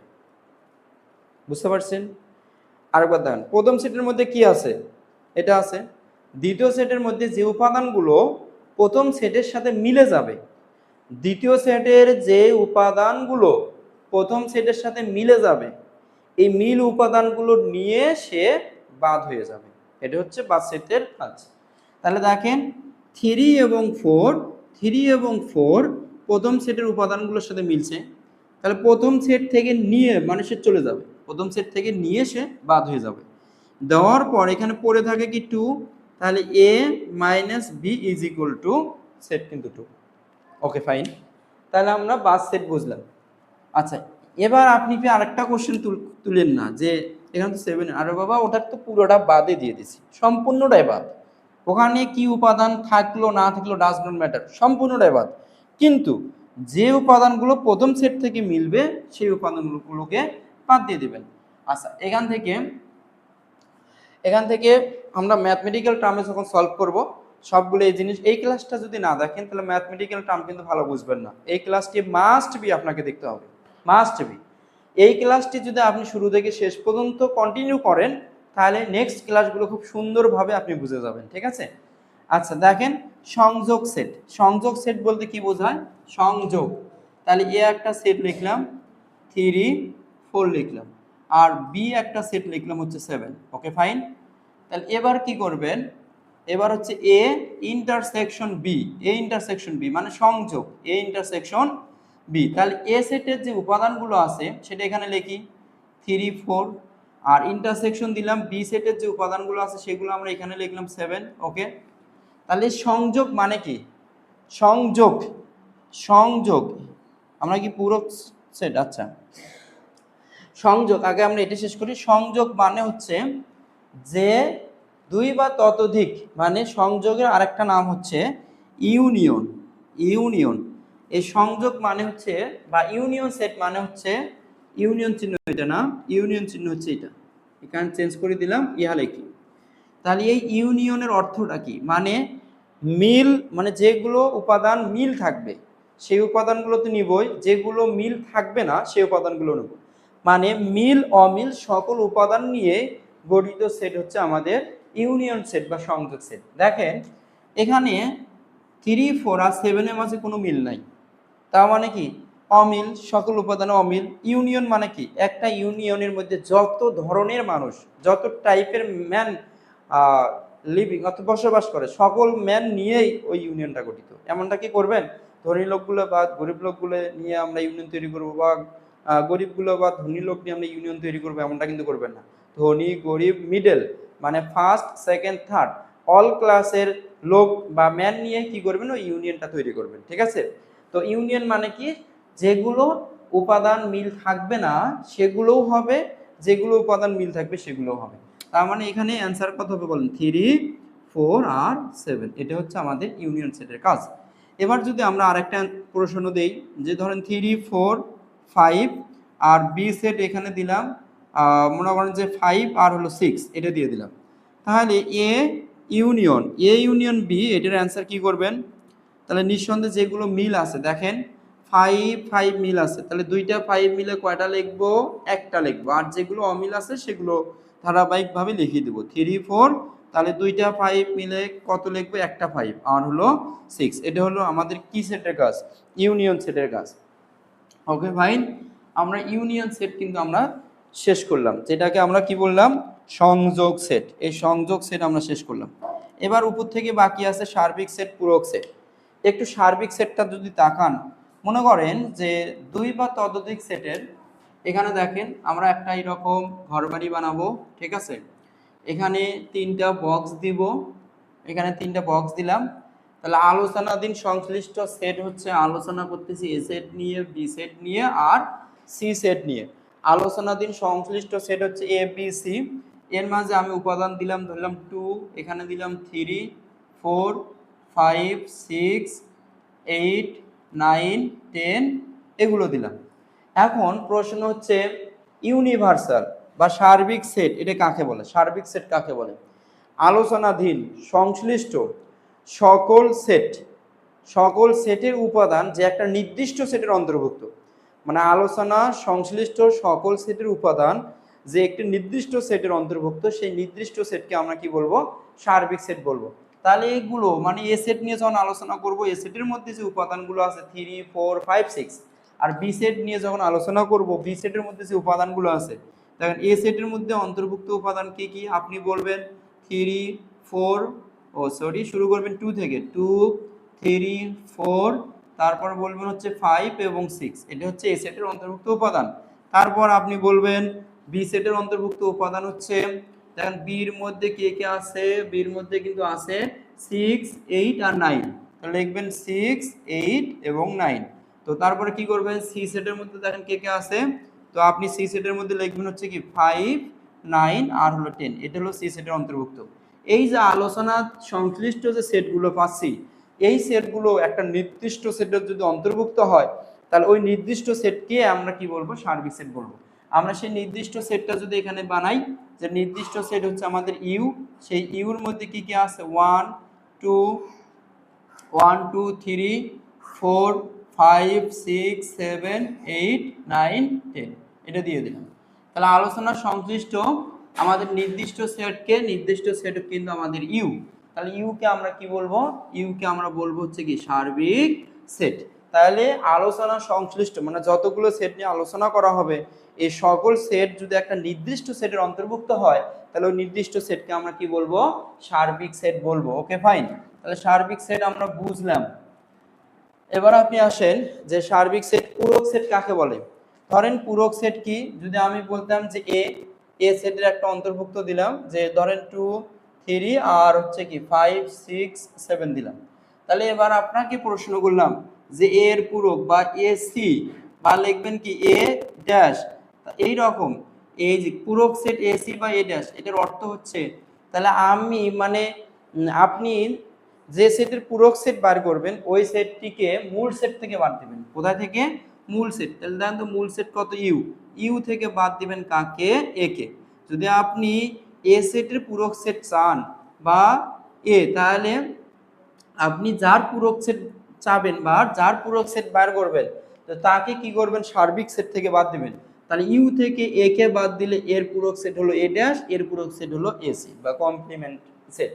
তাহলে এবার যদি আপনি বি সেট একটা বের করেন বা বি ড্যাশ বা হচ্ছে কি বি ড্যাশ বা বি কমপ্লিমেন্ট, তাহলে কি করবেন, সার্বিক সেট থেকে বাদ দিবেন কাকে, বি কে। সার্বিক সেট থেকে বি কে বাদ দিয়ে যে সেটটা পাওয়া যাবে সেই সেটটা হচ্ছে বি এর পূরক সেট, বি কমপ্লিমেন্ট বা বি ড্যাশ। ওকে ফাইন, আমরা বুঝতে পারলাম। তাহলে এবার এই কাজটা করবেন কেমনে আপনি বলেন তো।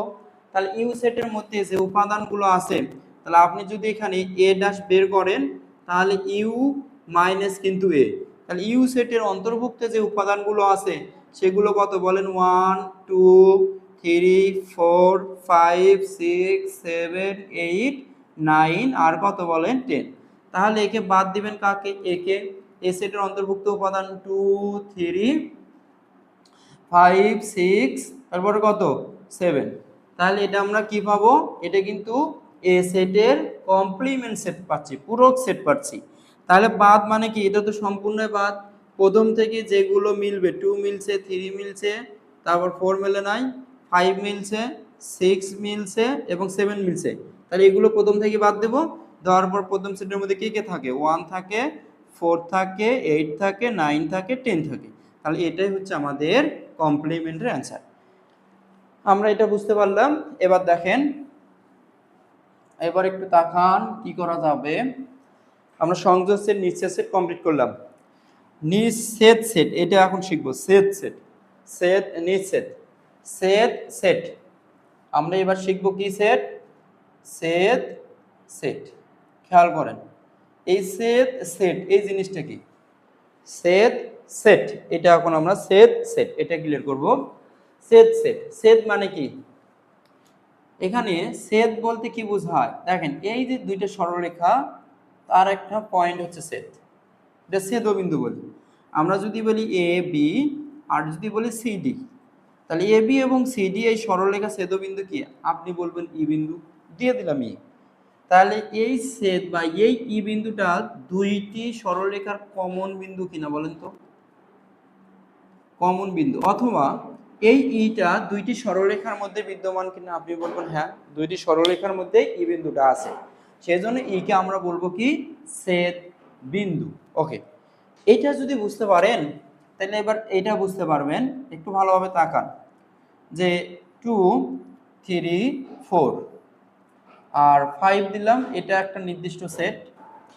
বি একটি সেট বানালাম যে 4 5 7 8 10, এটা একটা সেট দিলাম। এবার আপনাকে প্রশ্ন করলাম যে ইন্টারসেকশন, সে সেটের বাংলা কি, ইন্টারসেকশন।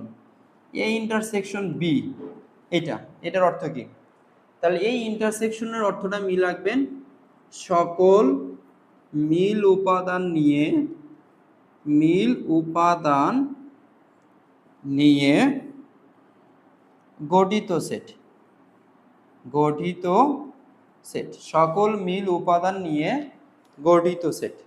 আচ্ছা, সকল মিল উপাদান নিয়ে কি সেট, গঠিত সেট, সেট এটা মনে রাখবেন। তাহলে খেয়াল করেন এ সেটের মান কত, 2 3 4 5, ইন্টারসেকশন বি সেটের মান কত, 4 5 7 8 আর হলো 10।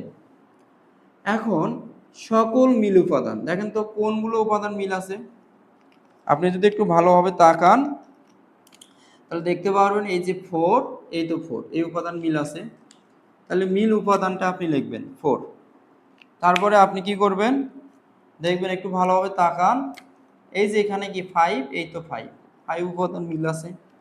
তাহলে মিল উপাদানগুলো নিয়ে গঠিত সেট 4 এবং 5, এটা হচ্ছে আমাদের এ ইন্টারসেকশন বি এর, এ ইন্টারসেকশন বি বা সেটের কাজ। ঠিক আছে, বুঝলাম। এবার আপনি যে কাজটা করবেন, নিঃছেদ সেট, কি সেট, নিঃছেদ সেট, একটু খেয়াল করেন, নিঃছেদ সেট, নিঃছেদ, নিঃছেদ সেট। এই নিঃছেদ সেট মানে কি, নি বলতে নাই, সেট সেটের কোনো উপাদান নাই, সেট সেটের কোনো উপাদান নাই। তাহলে দেখেন এ একটা যদি সেট হয় 2 3 4, বি একটা সেট দিলাম, মনে করেন যে 5 6 দিয়ে দিলাম। এবার আপনাকে প্রশ্ন করলাম যে A intersection B is equal to what, তাহলে আপনি কি করবেন? আপনি হচ্ছে এই দুটো ইন্টারসেকশন করতে গিয়ে মাথায় হাত দেবেন, ঠিক আছে? যেমন এখানে 2 3 4 ইন্টারসেকশন 5 আর 6। এই ইন্টারসেকশন অর্থ কি? মানে সকল উপাদান নিয়ে, সকল কমন উপাদান নিয়ে, সকল মানে যে উপাদানটি মানে উভয় সেটের মধ্যেই থাকবে সেটাই হবে অ্যান্সার। যে উপাদানটি উভয় সেটের মধ্যে থাকবে, আপনি তাকান যে এখানে দেখেন 4 5 এখানে আছে কিন্তু এখানে নেই, 6 এখানে আছে এখানে নেই, এখানে 4 আছে ওখানে নেই, এখানে 3 আছে ওখানে নেই, এখানে 2 আছে ওখানে নেই। তাহলে উভয় সেটের কমন উপাদান কত? কমন উপাদান আপনি বলবেন নেই, ফাঁকা। তাহলে এটাও লিখতে পারেন, এটাও লিখতে পারেন। সেই জন্য এটাকে বলা হয় নিঃছেদ সেট, মানে সেটের কোনো উপাদান সংখ্যা নেই। আর কি আছে আমাদের?